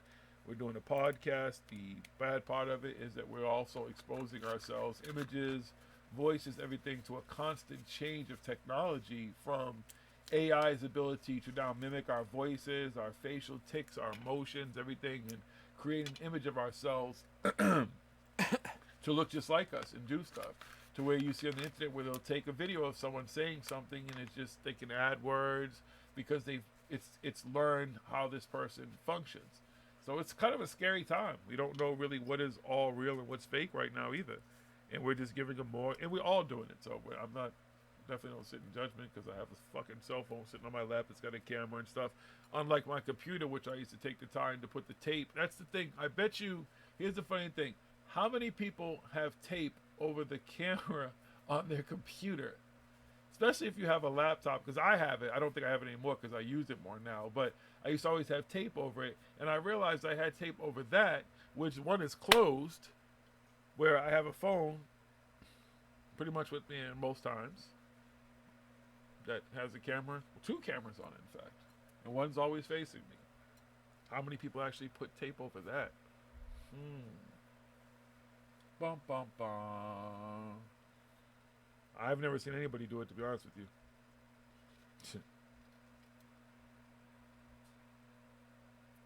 Yeah, I hear you, William. I'm not into any of that shit. I mean, it all sounds good. It looks cute and everything, but it's like, I don't need to do that on Facebook. I just don't. I feel like it's just, it knows enough about us. It's if you're on Facebook and a lot of people put more out there than others, some people share whatever. I don't really have a problem with Facebook. I utilize it for what it is. I find it a great way to have reconnected with people who I just probably no other way would be able to reconnect with or connect with, period. So again, it's one of those things, but I use it for what it is, and I know what it's capable of, just like I know what having a cell phone is capable of, what I know with having this iPad, what I know with having my Mac, what I know with anything that's technology, smart television, smart anything at this point. There's just way too much technology around us where you just have to say, fuck it. Either I'm going to shut all this shit down, or I just know that this kind of comes with the territory. So until I'm ready to go off grid, if that ever happens, this is just kind of one way or the other. Our images, our voices, everything about us is getting captured. And again, going back to what you were saying, in a lot of cases, you're not even knowing what's being captured. People are out there fucking walking by you. They may be acting like they're on their phone taking pictures. There's people constantly, I just see people fucking videoing as they're walking down the street. You're the background in so many people's lives, unknowingly, unwittingly. You know, shit like that, that it's just kind of amazing that that's what we've gotten in this society. That we're just kind of extras in a lot of ways in strangers' lives that we normally wouldn't be. Notice how the CEOs of Silicon Valley tape their cameras and their laptops. Yeah, they probably do all that shit. But then again, too, a lot of those people, what are their home lives like? Like, what are their, if they're going home to a technology-based home and stuff because they're working on it, that's what the newest stuff is, and they have to have it. It kind of, again, defeats the whole purpose. Unless, of course, the inventors are the people, obviously, who can create things to shut it down and know what it's doing and blah, blah, blah, supposedly, because when you deal with AI, how far will that go? Excuse me, folks. I'm sorry. My voice is kind of scratchy tonight. But I just don't know that there's, as long as we're have any kind of technology that's smarted around us, and the stuff gets smarter all the time. We get dumber. They're called smartphone because the technology is smart, not the people who have it. It's getting smarter and smarter all the time. So little by little, no matter what we do, whether it's going to be you can pick on that one app all you want, but there's a million apps we have on our phone, Facebook, whatever else. There's just a million things that we don't actually know what it's doing at all times. And you can talk about shutting shit down, and I know you can watch tutorials how to shut it down and make it safer and shut it down and not do this and it won't do this and it's not locating you. It's not bullshit. Because this dude was talking about metadata shit and everything, and I heard other people talking about that. And I didn't know what the fuck metadata was. So it just goes to show that there's even more stuff that's involved with even just taking fucking pictures.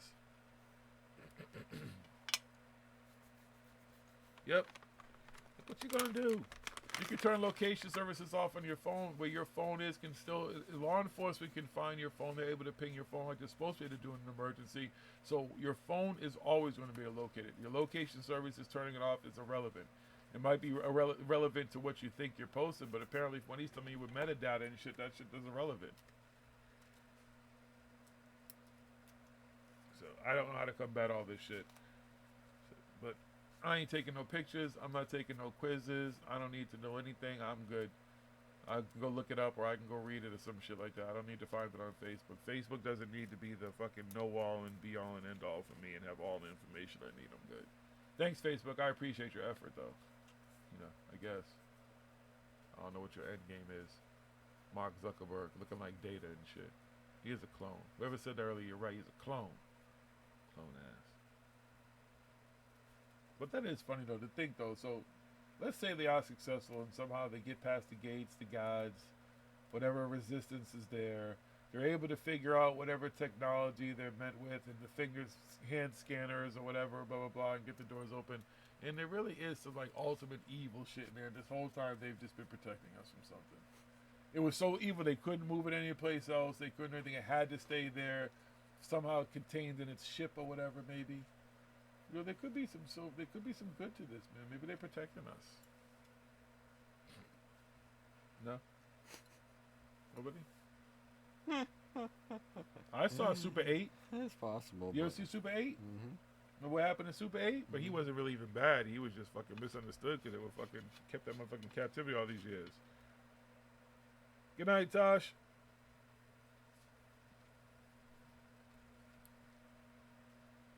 I just, like, what are they going to do, too? So you find aliens, and you find ships and everything. What would you do once you find all that?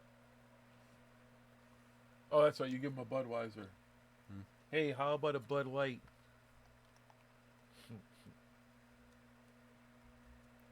Again, even if these aliens, if there is aliens there, they were nice aliens when they got here, they're probably not going to be very nice after being held for the last 60 fucking years. No.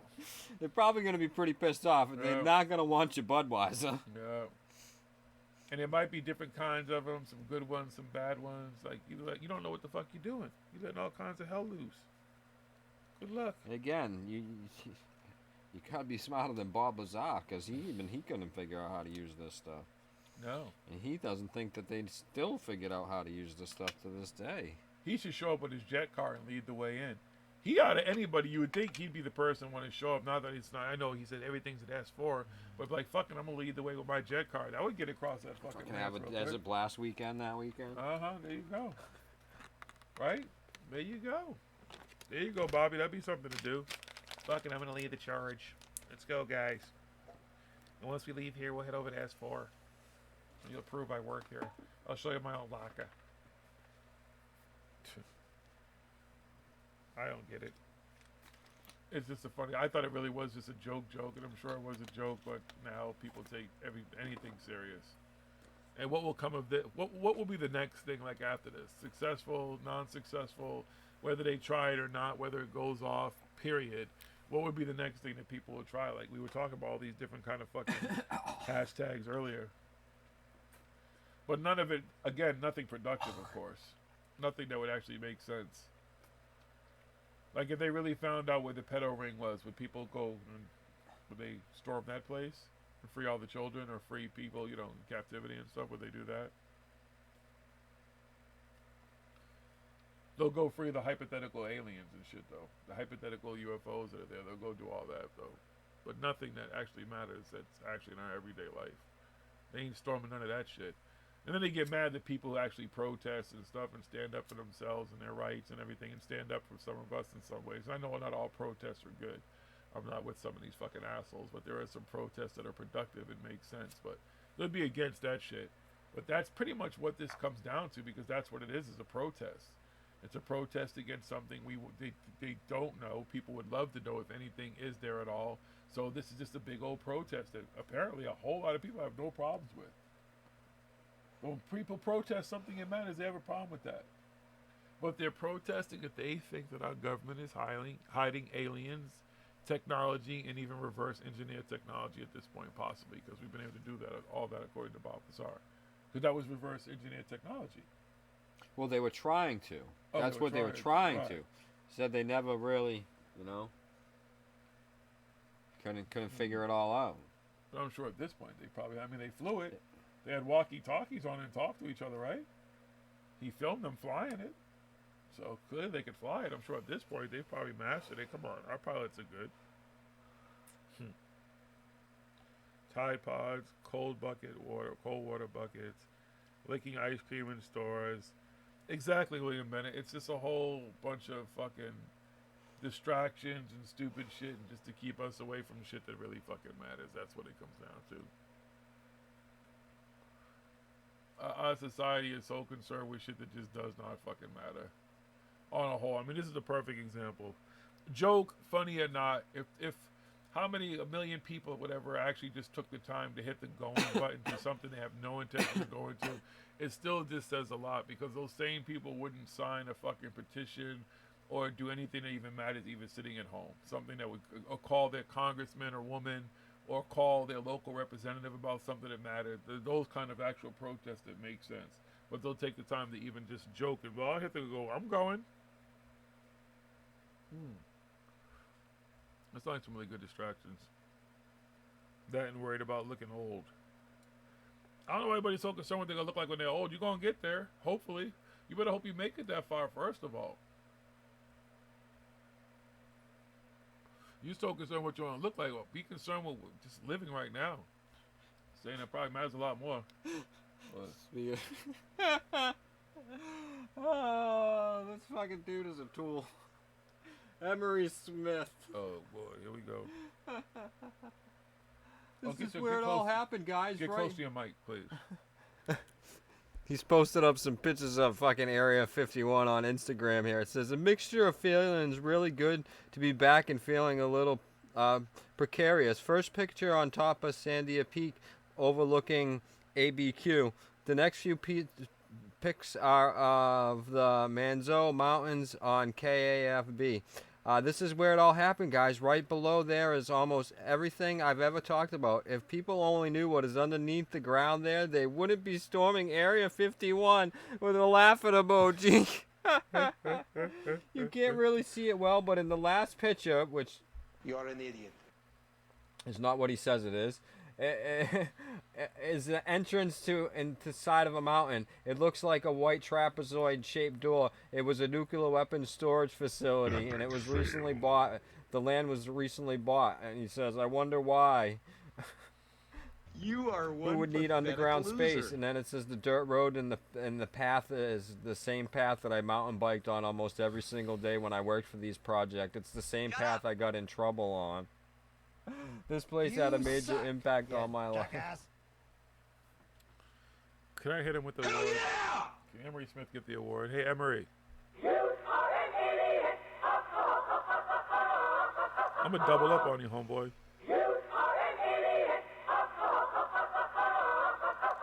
Yeah, okay, dude. Yeah. You worked on aliens and blah, blah, blah. Sounds good. Yeah.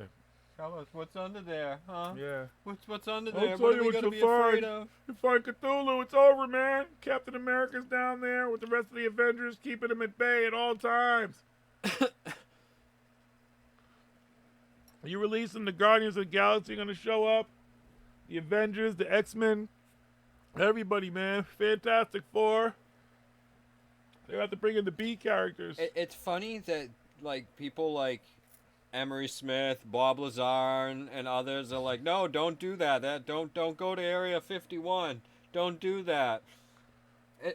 I wonder why. Is it because if they do storm it and they do get inside, they'll be exposed to be like, people be like, yeah, show us the Bob Lazar stuff. They're like, Bob Lazar? What the fuck are you talking about? Who the fuck is that? You know we what don't know what happened? any of that shit fucking is.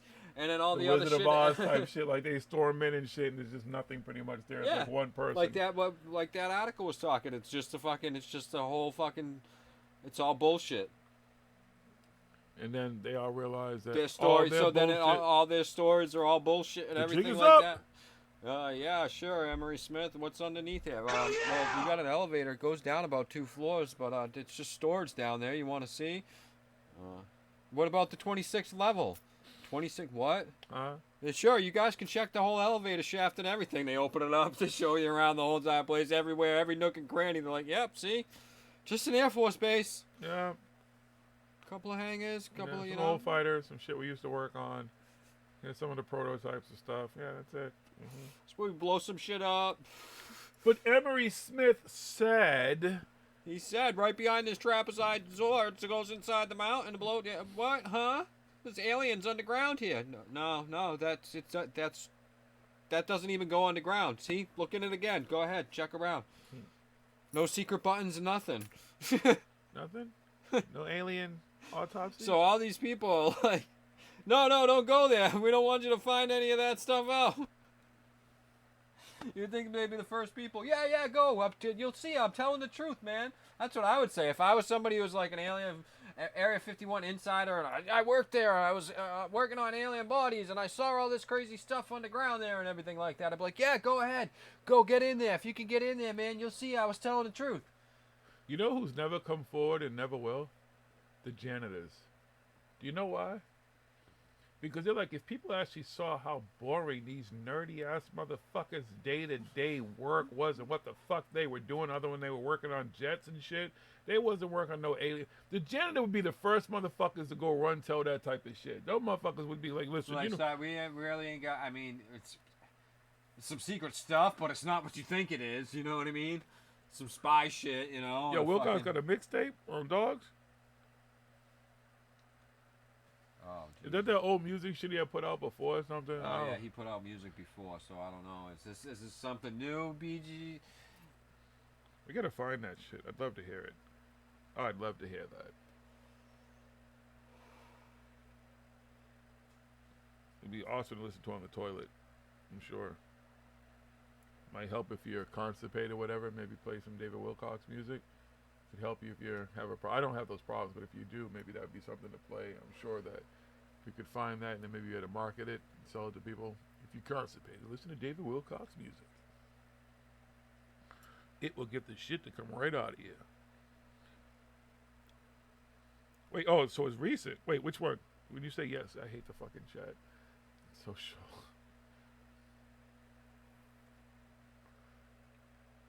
If he recently released a mixtape, I have to listen to it. If it's music, definitely. I gotta hear this. That'd be awesome. I hope he's rapping. I hope it's like hip hop.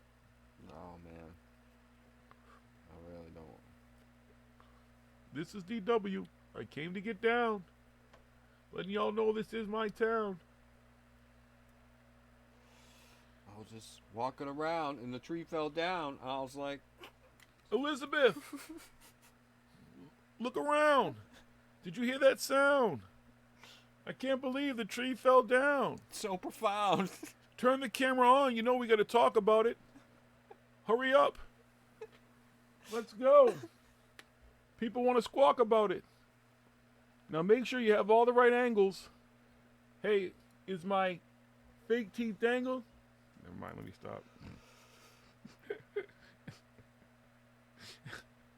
Oh my god, I'd love to know if this dude really did. We gotta find his old music either way, so. Tiny Wilcox, the crooner, what? David Wilcox sings your least favorite hits that weren't hits. The B-sides, not even the B-sides, the C-sides. He sings all the music that hit the cutting room floor. Are you looking for it? We'll find out in a second, I guess, folks. So it's good that at least none of our fam over here in the chat are planning on storming or going to anything that has to do with storming any place. Just doesn't sound like a good idea, all those words. I know the words have changed because that wasn't, well, that was the original words, I guess. But, yeah, I don't know. Good luck. I guess if you want to go enjoy a good time before it turns bad, good luck. It's going to turn into a big festival. They'll try to do it yearly. No, the tree he knew was falling down Jonah's side. He already knew it was falling down because he said it was an old tree. It fell down, though, at the right time because him and Elizabeth were inside and they were talking and working on something when the tree fell. And, you know, they say, you know, if a tree falls in the forest, is that what it is? Or is it a bear shit in the woods? Which one is it? I don't know. Is it a tree fall in the forest? Does anybody hear that? That fucking word? I don't remember. Oh, here we go. Wait, okay. Fair use? Fair use. Fair use. Fair use. Hold on. Give me a second. Let me make sure we can hear it. Let's make sure you folks can hear this. Let us know if you can hear it. Right over to that. And we'll just play it because it doesn't show them singing or anything.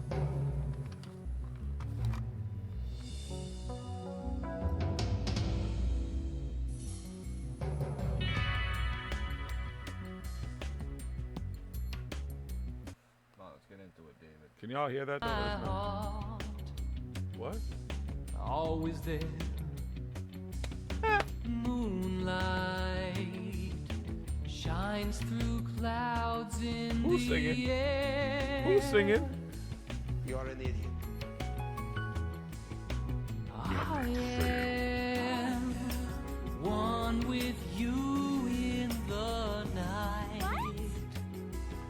Wait, is that him singing? That's him. You're fucking with me, right? This is a song from David Wilcox's debut album, On Wanderer. the waves of the sea. What the fuck? In your eyes I feel the future start to grow. So happy as we lie together beneath the moonlight. Self-destruct sequence. All right. No! No! No! No! No! No! I hate you all so much! Oh my God. Found more. There's more? I have spent many cycles of time contemplating this decision. Fair use. Fair use. Millions of timelines were considered. But no matter which one I look at, being born among them seems to be the only way I can help awaken them from their collective nightmare. With this decision, I finally feel a sense of conscious human being Does not compute. and walk among them.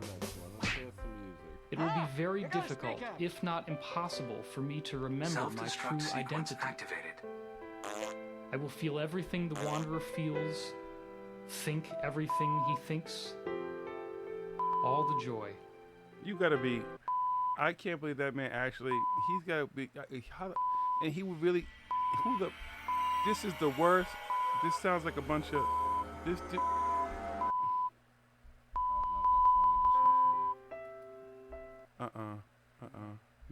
No. What the fuck? Wait, there's more? Oh, yeah, there's more. Wait, there's more.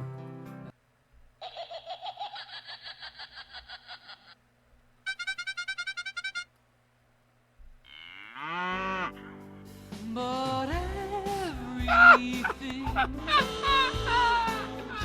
me to come to you. Yes, Oh, boy. shows me what Yeah, this is gonna be a #1 fucking hit. Airstrike standing by. Fair use. We are reacting. This is our actual reaction to listen to David Wilcox for the first time singing. Oh my God! Yes, it's the first time I hear him sing it live. My way. Stars in the evening. You are a huge nerd. All right, that's. Wow.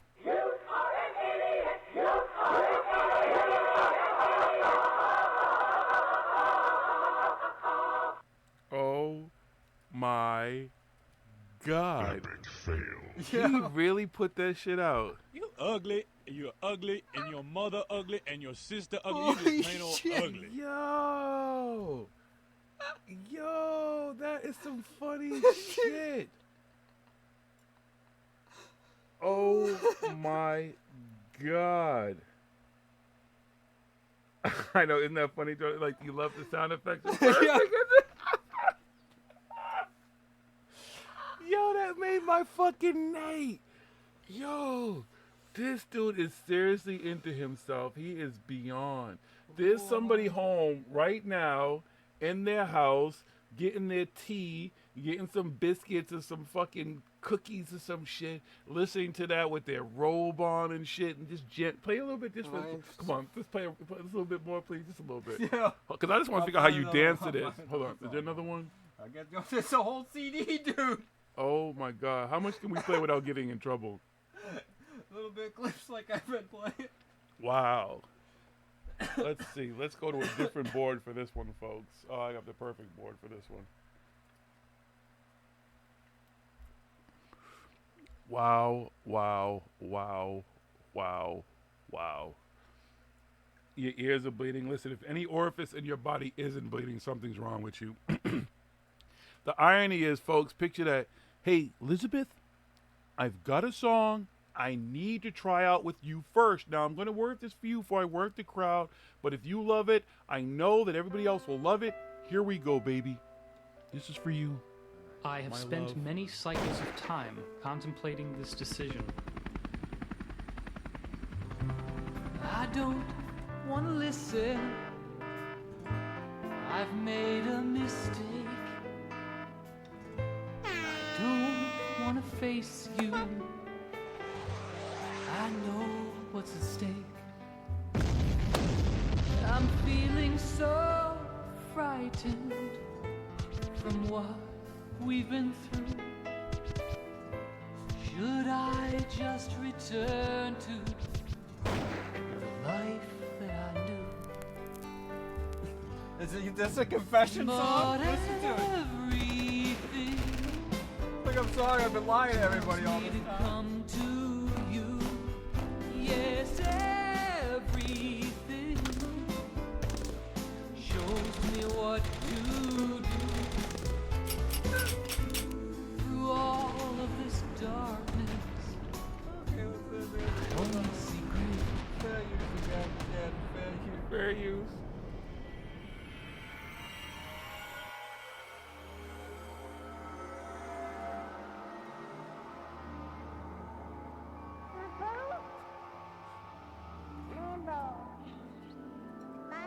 Danielle said no whistle says but us. But all of us is doing right now. Here we go. What the fuck is this one?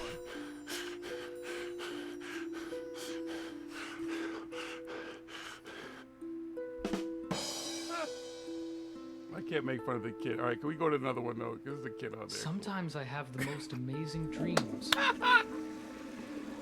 Like there's another world out there.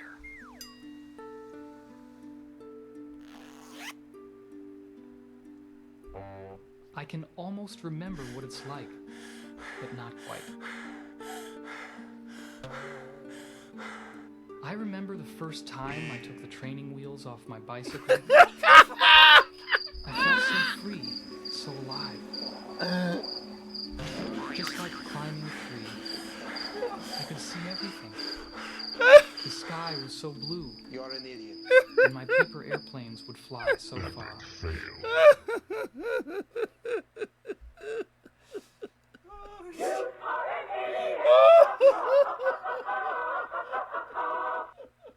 As I lie here on the floor, all I'm asking for is someone I can call my own.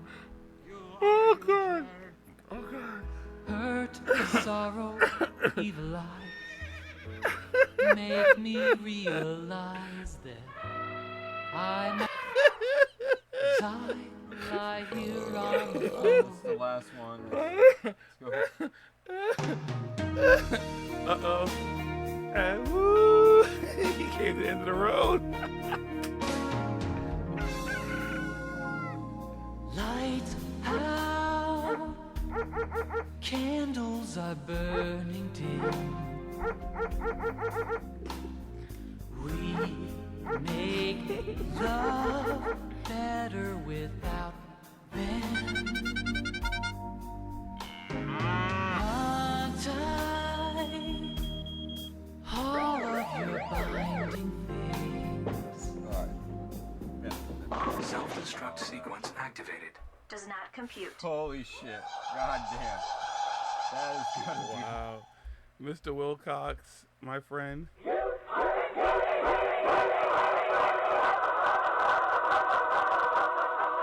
don't know what's worse. They're that all or gonna the laugh Hoff. at you, laugh at you, laugh at you. But David Hasselhoff, listen, he, I don't agree with this, but yeah. Woo! Holy I am shit, no that's accomplished like- thing about any stretch of the Neither am I, imagination. but I mean, I can hold the tune, I can get with a choir, I can do some harmony, all that type of shit. My voice is tanked from years of smoke and all kind of other shit. But listen, I ain't trying to put out no album either. What the fuck? Did he write? Yeah, he wrote those lyrics himself. I was gonna say that who? I'm telling you, What? Oh my! Elizabeth was laying in bed at night. He would just look at her and write some fucking And that crazy little shit. narration thing in the middle, in the beginning, and in the middle, like all of a sudden. Hi, my name is David, and I want you to know that I'm a Libra. I like long walks on the beach. I like talking to aliens and insiders. The second one we just listened to, it starts off like a baby and crying. He's like, sometimes I have these dreams. And then he's like, I remember when I was riding my bike and I took the tricycles off when I was... What about the dreams you were just talking about, dude? And now you're talking about when you're a kid and shit? Like, what the fuck is wrong with you, dude? Hey. And that song, in the beginning of the song, sounded like he was going to totally confess to everything that he's like, it's just going to be like, I'm totally sorry to everybody. I've been fucking lying to the world. That's it. I've been lying. But then he's like, and I run to you. We came to the end of the road, baby. Why the fuck you lying? Why you always lying? Oh my god. Stop fucking lying.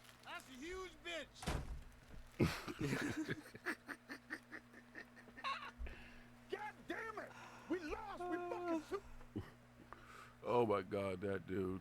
It's all there, black and white, clear as crystal. You get nothing. You lose. Good day, sir. Yo, I just want to know, did he like surprise his wife one day? Like, listen, baby, I've been writing all this music. I decided to put it out. You know, all those late nights when I wasn't home, I've been in the recording studio. I wrote you this album. Yo, this is all for you. This is all about Elizabeth, how I feel about you, what you mean in my life. This is for the fans who have supported me, who made me know that you were going to listen to this while you were doing dishes, while you were at home eating hummus, while you were at home doing the most boring things. I know it's going to help anybody who's constipated. Now, I don't suggest that you use this during any sexual activity, as you will lose any libido that you possibly have, because this shit is bland as white milk, and it will definitely not make you horny. Well, no one's going to want to have sex with this music playing. I just want to put that warning out there, okay? They're actually that playlist of the songs that I was just playing that from. Don't say they call like bedroom. If they are like bedroom, actually has like videos that they put together. It's got pictures of David Wilcox, and it showed pictures of a bike with training wheels when he was talking about that, and like you know, all kinds of fucking David Wilcocky woo woo fucking bullshit throughout the fucking things. Wow. That is one egotistical bastard. I wonder if he's like in a studio doing that too, like how he actually produces his music. Is he in there like with a come on, like let's do this. Like, come on, kick the beat, let's go. We know where Pete Peterson's money. Studio time. And then Pete, I gotta borrow this money. I gotta get some. What's studio that movie time. with Donnie Wahlberg in it when he fucking is the fucking porn guy, and he's in like, it's that good. Just give us the tapes. I'll release it. The record company's gonna give us a bunch of money. It will come back and you'll get your fucking money, man. That's David Wilcox. What do you mean $60,000 is gone? Oh my God, I've got to run another scare. I'm sorry. I mean, we've got. Fuck. What can we do now? Emery's not down with us anymore. Fuck. Gotta find somebody. Oh, wow. Yeah, what am I gonna do? What can I do? Yeah, he sounds like somebody else I know. David, with Mr. David Wilcox, thank you. You could have never given all of us 28 much more fun. Forbidden knowledge. Forbidden nonsense. Gotta get David Wilcox to Forbidden Knowledge on the track. Oh, that'd be dope. Him singing, and then he comes in. Yeah, and Thoth. I mean Tooth. And the Anunnaki. 5, and the 28. Nephilim. They all come in together. And then they get together. And then Dave Wilcox says, na na na na na, yeah, here they come. And they're coming together. And they're going to get with the blue avians. And then and then Corey Good will appear on the track, too. They're all going to get together. They're going to become like a trio. See, that's the whole thing. I don't know how that's working out because Corey doesn't like the Anunnaki story and stuff. Corey doesn't go with that. He says that all those fucking things in Egypt was all David blue, and Corey will be a aliens. duo. That's They'll why be they like were blue. They'll be like Ashford and Simpson. They'll be like Wham. They'll be like all those. What was those other guys? You can see there, Daryl Hall and Oates. It'd be like Good and Wilcox and Good. That's Boogie Nights. Thank you, Genocide. I remember that. Yeah, that's David. Wow. I really want to. Did he produce that shit at home with like a karaoke machine and shit? Like, and is that all original music? Like, who scored the music for him? Like, was it Jessica or something I saw on there? Let me find out more. Please do.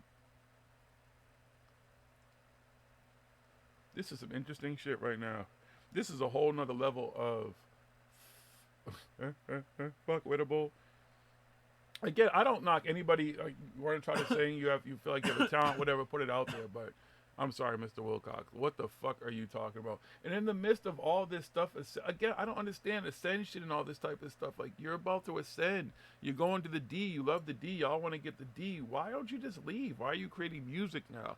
Why all these sub-contexts and all these sub-things going on? Oh, Jesus, hold on. There might be more. But wait. Oh, there's whoa. more. Wow. Wandering Awakening. $17.99 to $99. Okay. Wait, you can buy this shit? Yep. The Galactic package is $99 for the CD. Let me find out what's in that. Okay. Oh, there's 25 narrations total, so we only got some of this. So that guy only got some of it. There's 25 narrations that tell the story with gorgeous musical orchestrations to support the vocals.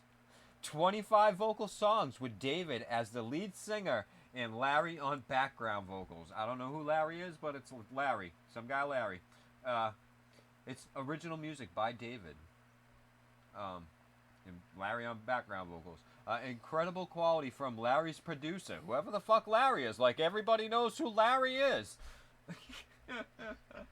Engineer, instrumental experience with over 500 signed recording artists, mastering the finished product that led to millions of copies sold by many of the biggest names in the industry. But this ain't selling fucking anything close to gold. Majestic guitar and drum work. One of Larry's Grammys is for a guitar. I guess Larry got a Grammy for something, for guitar solo, and David's training as a jazz fusion drummer is realized throughout the project. Lush background vocals in almost every vocal song.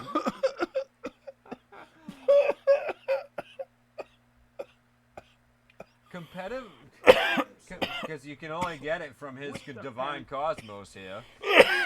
Competitive iTunes style pricing. 50 songs in the core package for $39.99. Wow. Less than 99 cents a song. Spiritually uplifting storyline structured like a film, describing a character's journey through all the highs and lows of a full awakening. This is Billy Carson, a.k.a. Forbidden Knowledge, and you're listening to ParanormalHooD Live Radio. Oh boy, here's the four parts of the journey. Oh god, this is like this is too much. Oh shit. Yeah, I wonder if Bohemian Exile jumped on that package. Has he got the whole thing? Yo, he's home listening to that music right now, chilling. I bet you someone said on DMT that would probably ruin the DMT experience listening to that shit in the background. Oh, I would no. Oh shit, fuck! I would not want to listen to that. That fucking would be fucking. Oh man, You probably shoot straight to hell and shit. All of a sudden you see Lucifer and shit. Motherfuckers, welcome. Fuck that. All right, this is a list of the 4 parts.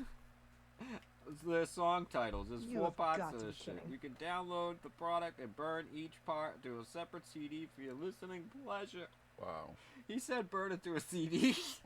Hey, remember back in the fucking 90s, he said they were still going to have fucking He CD-ROMs. said you can burn it to a CD. They're still going to have CD-ROMs in the future, remember? He's still trying to push it. He doesn't have MP3s. He's still trying to push it, I guess. Oh, he must, because you can download it. Probably costs more when he gets to download than to get on a physical copy of CD. Every odd number track is a narration, and every even number track is a vocal song. Wow. This guy can't get over listening to himself speak. Wow. Part 1, Voice of Eternity. This is song number 1. Number 2, You're With Me. 3, The Invitation. Everything Tells Me. The Decision. I'm on My Way. Growth. We heard Growth. That was the one when he was talking about riding the bike from Dreams, and then he's like, I was riding my bike. When I Was a Little Boy is the next song after that. The Central Illusion. 2 of Us. Enchantment. Just Moonlight the 2 of Us. Shines. It's a Will Smith song. I don't want to read all fucking 50 of these fucking songs, but I mean, here's another one. Cast Iron Girl. What? Do You Really, Really Love Me? What? She Lies. And these are all Betrayal. new releases? I Feel Nothing. Oh, this is all new stuff. The whole new package just coming out right here. All new. 2019. You get it right here. Divine fucking Cosmos. Fucking 50 fucking 99.99 for fucking. What's the great? Yo, if he was still on Gaia, they'd be playing that late night commercial. It's David Wilcox singing you the blues. Okay, here we go.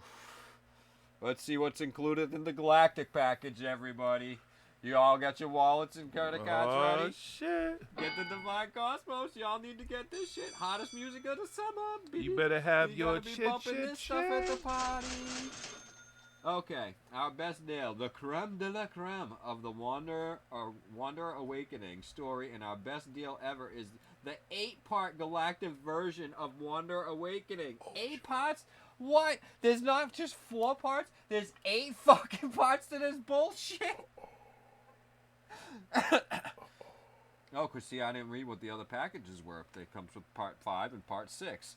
But wait, for the Galactic package, you get 8 galactic versions of Wander and Awakening. The galactic version of Wander and Awakening contains everything the other versions do, plus it tells the complete Wanderer story in both the traditionally vocally sung musical way and also the non-traditionally but equally effective non-vocal way using musical cues.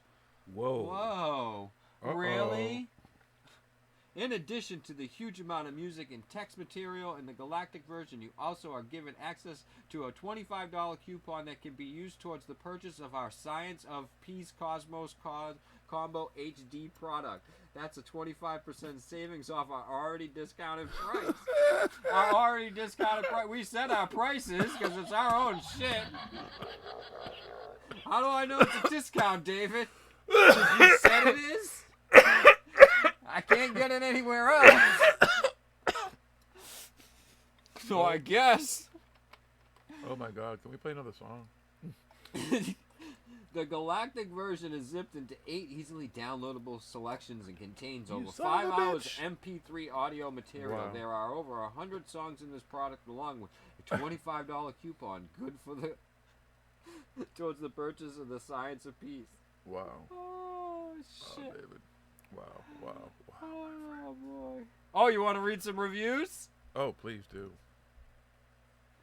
David, I'm listening right now at your work. Sounds fantastic. Christina in Amsterdam. Just bought your album, and I'm loving it. Fantastic work. Your voice is great. Lewis.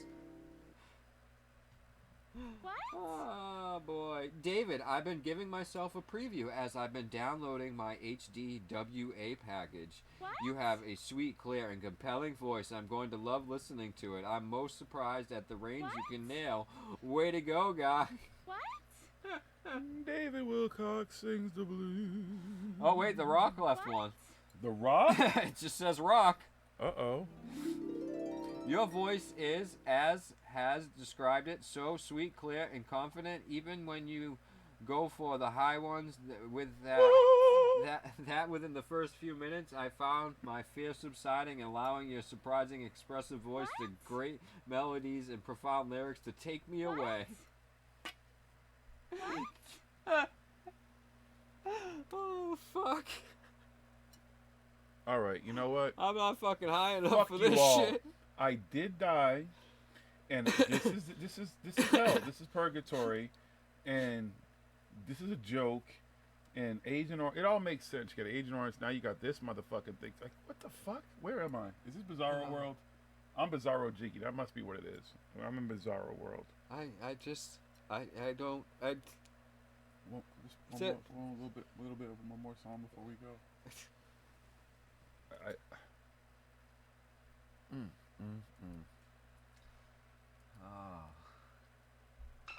Oh boy. Duh. Winning. Wow, folks. You heard it first here. Yeah. I guess other than his fucking people who actually... Let us know in the comments what you think about this fucking new David Wilcox. Oh, fucking yes, hottest please shit do. of the summer. Yeah. He only gets one shot. That shit might get picked up and distributed, and then it'd be over, man. Game over. Yo, Pantheon Elite might pick him up. Maybe Dame Dash too, because Pantheon's down with Dame Dash now. So, could you imagine that? David Wilcox on Pantheon Records. Oh, there's tons of them. Yeah, let me see if I'll give you guys one of the little special videos made with it. Let me get it set up here. Bam. All right, we're gonna do. Any requests? Anybody got any requests? Yeah, is anybody particular songs you want to Oh, hear? this one sounds great. This All one, right. I like the title. You Fly. Oh, here we go. Here we go. You Fly.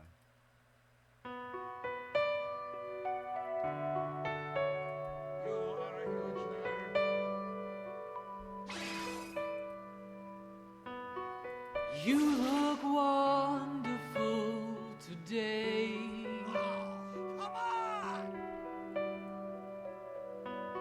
I hope that what the doctor said is not true. You seem afraid to me. I see you trembling. You feel so cold to me. Let me warm you.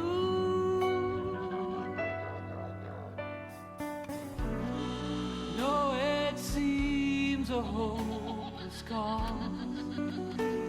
Yeah. Fair use, fair use. There's not much left for you to look forward to. You seem so sad to me.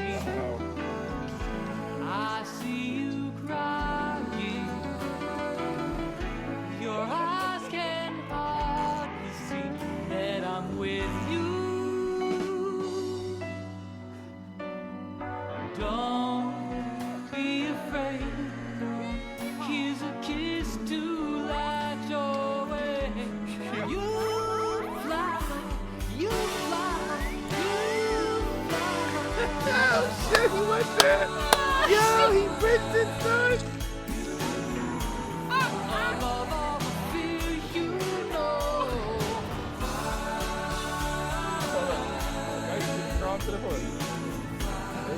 Somewhere tears could never Oh yes, oh yes.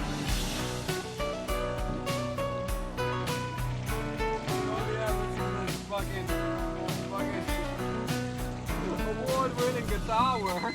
Knew this day would surely come. I've got my sister's cousin's nephew on the piano. We've got Peanuts at the end of the bar. Want to see Say what's up to Roberto on keyboards. We've got my wife Elizabeth singing backup. Corey Good's working the boots. this can't be happening. Emery Smith is in the background over there, playing a little mean bass guitar. It's me, David Wilcox, on the main. Singing. Entertaining people. Wow, alright. Get in trouble. You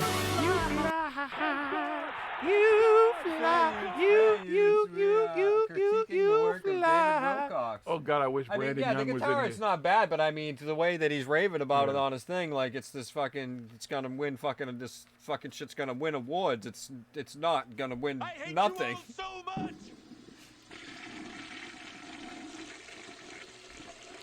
I mean, it's.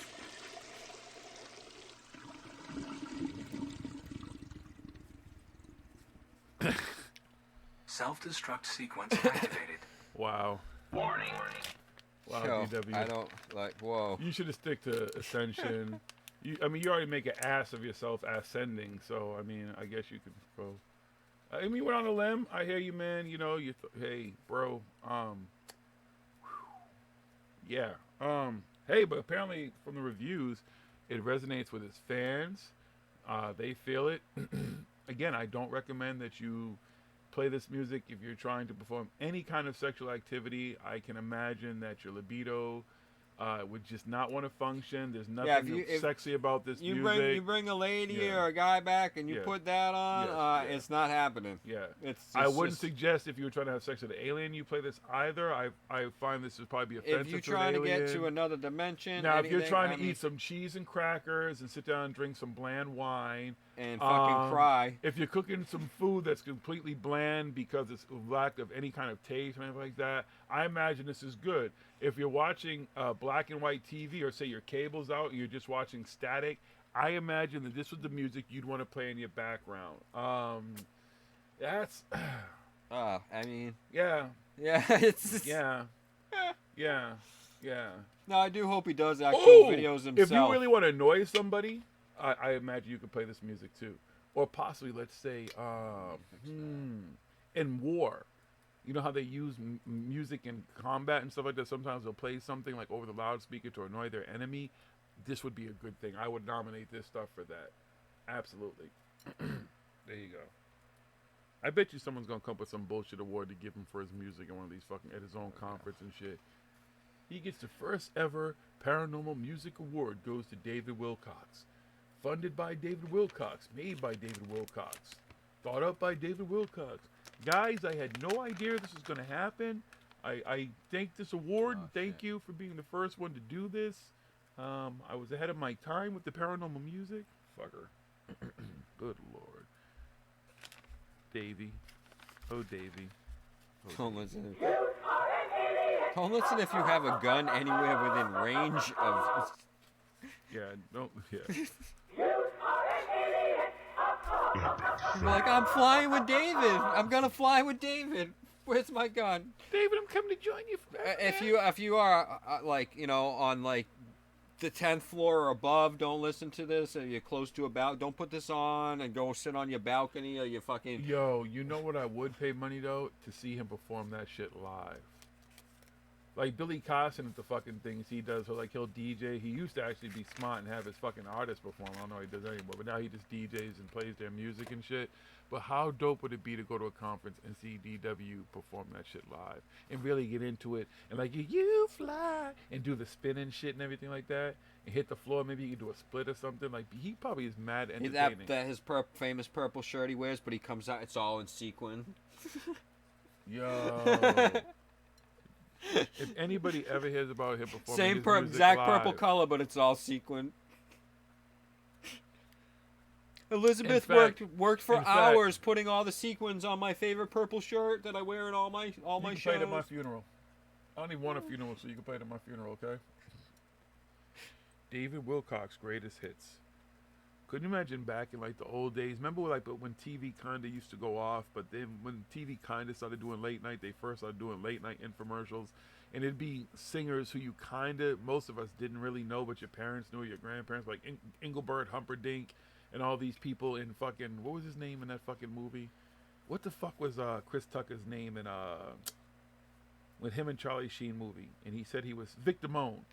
like people like that and shit. And all of a sudden, like late night, like you're chilling and shit, and you're just about to go to sleep, and all of a sudden you hear, "That's right, David Wilcox, greatest hits."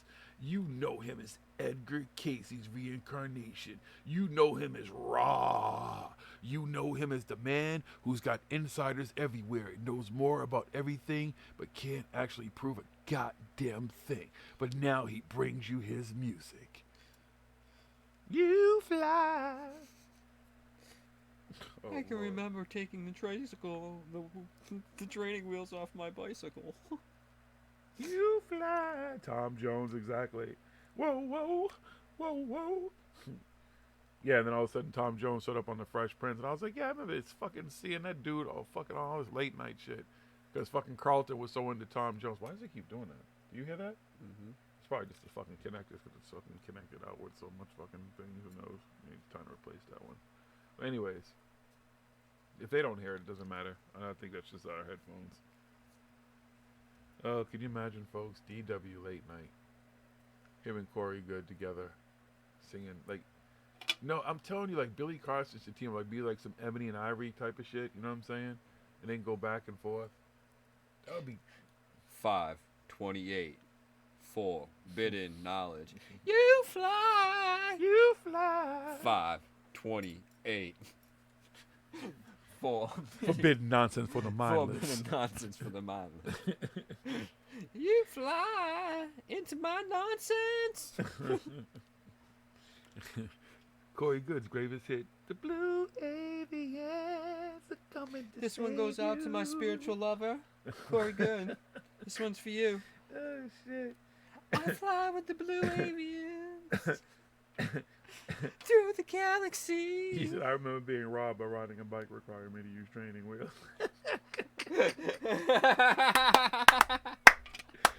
Ooh, there you go, William Bennett. Oh, this dude. He exposes himself so much. Now it's like you kind of want to go listen to each song and listen to the words and see what he has to say and what he throws in there and what it exposes even more of this fucking fraud. This dude is hilarious.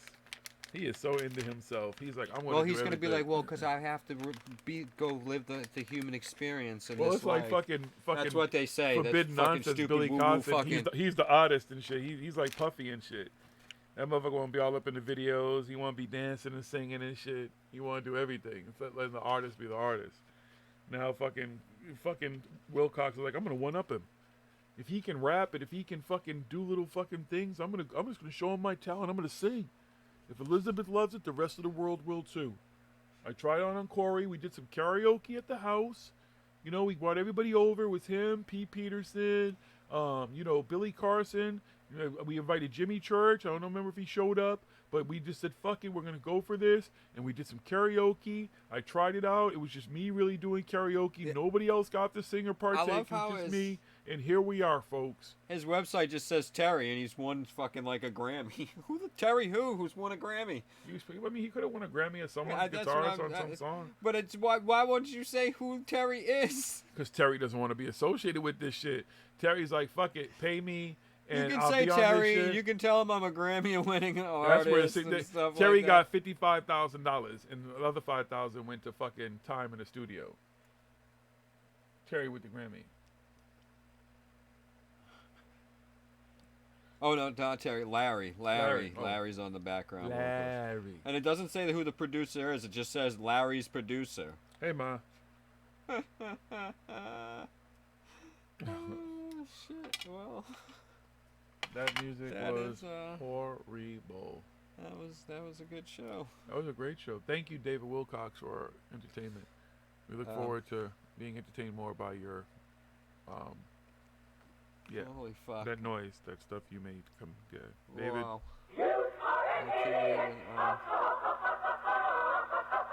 You continue to be a great source of entertainment, David Wilcox. I will give you that, if nothing else, sir. Definitely. This was unexpected. Thank you. I don't remember who pointed out in the chat, but thank you whoever pointed that out, that he has his music out and stuff. And I want to go back and find the old music and stuff too and get a good look at it. Yeah, I know he has some older songs. But wait, you said he has. Wait, okay. I'm telling you, inquire with him about this. Get him to do metal covers.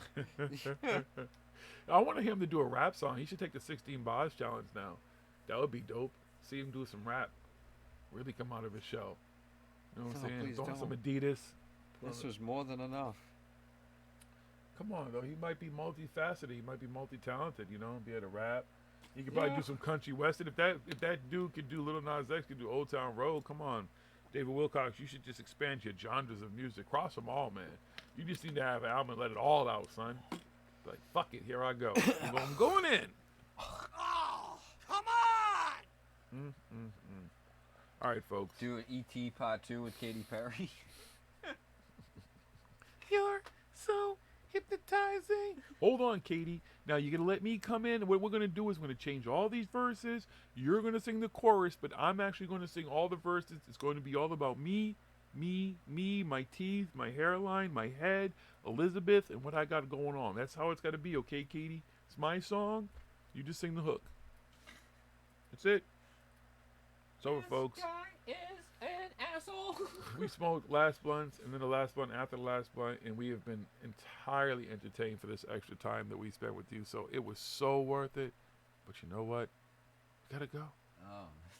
Maybe we'll pop on sometime and just maybe over the weekend if we have some time, just dedicate it to some of this. Somebody remix that shit. Do some dubstep. I wish Brandon Young was in here because he was the one that did the fucking CW remix. Someone tell him to go listen to that stuff or listen to this show so he can get hip to that because that shit, oh my lord. Yep. You fly, you fly, you fly. All right, everybody. Thank That's you for it. watching. Peace and love. Peace and love. Peace Till and next love. time. Don't storm Area 51. I'm Be anti-storming Area 51. Hashtag that. Keep it moving. Have a But until great next night. week or until we pop back on, make sure you hit that subscribe button, like button, if you don't mind, please, on the way out. Make sure you hit that. Tell a friend, be a friend. Come back next week. We're back on our Thursday nights. We will be here on every Thursday night. So, oh, and sorry, tomorrow night on Video Space. I don't know if it premieres on Amazon Prime yet, but episode 2 of an exclusive investigation Paranormal Hood did in a very exclusive place that nobody else has ever investigated around our area. So you might want to check that out. Check out Video Space, and I'll let you know. I don't know if it immediately goes on Amazon Prime tomorrow, but if you're a Video Space subscriber or whatever, please check it out. Let us know what you think. Leave some feedback. And episode 1 is still up there on Amazon Prime, so if you're Amazon Prime subscriber, or it is $2 to get it, go see it. Let us know. Leave some feedback there. Tell a friend, be a friend, support. We are Paranormal Hood, and we are out. Peace and love. Bye, everybody.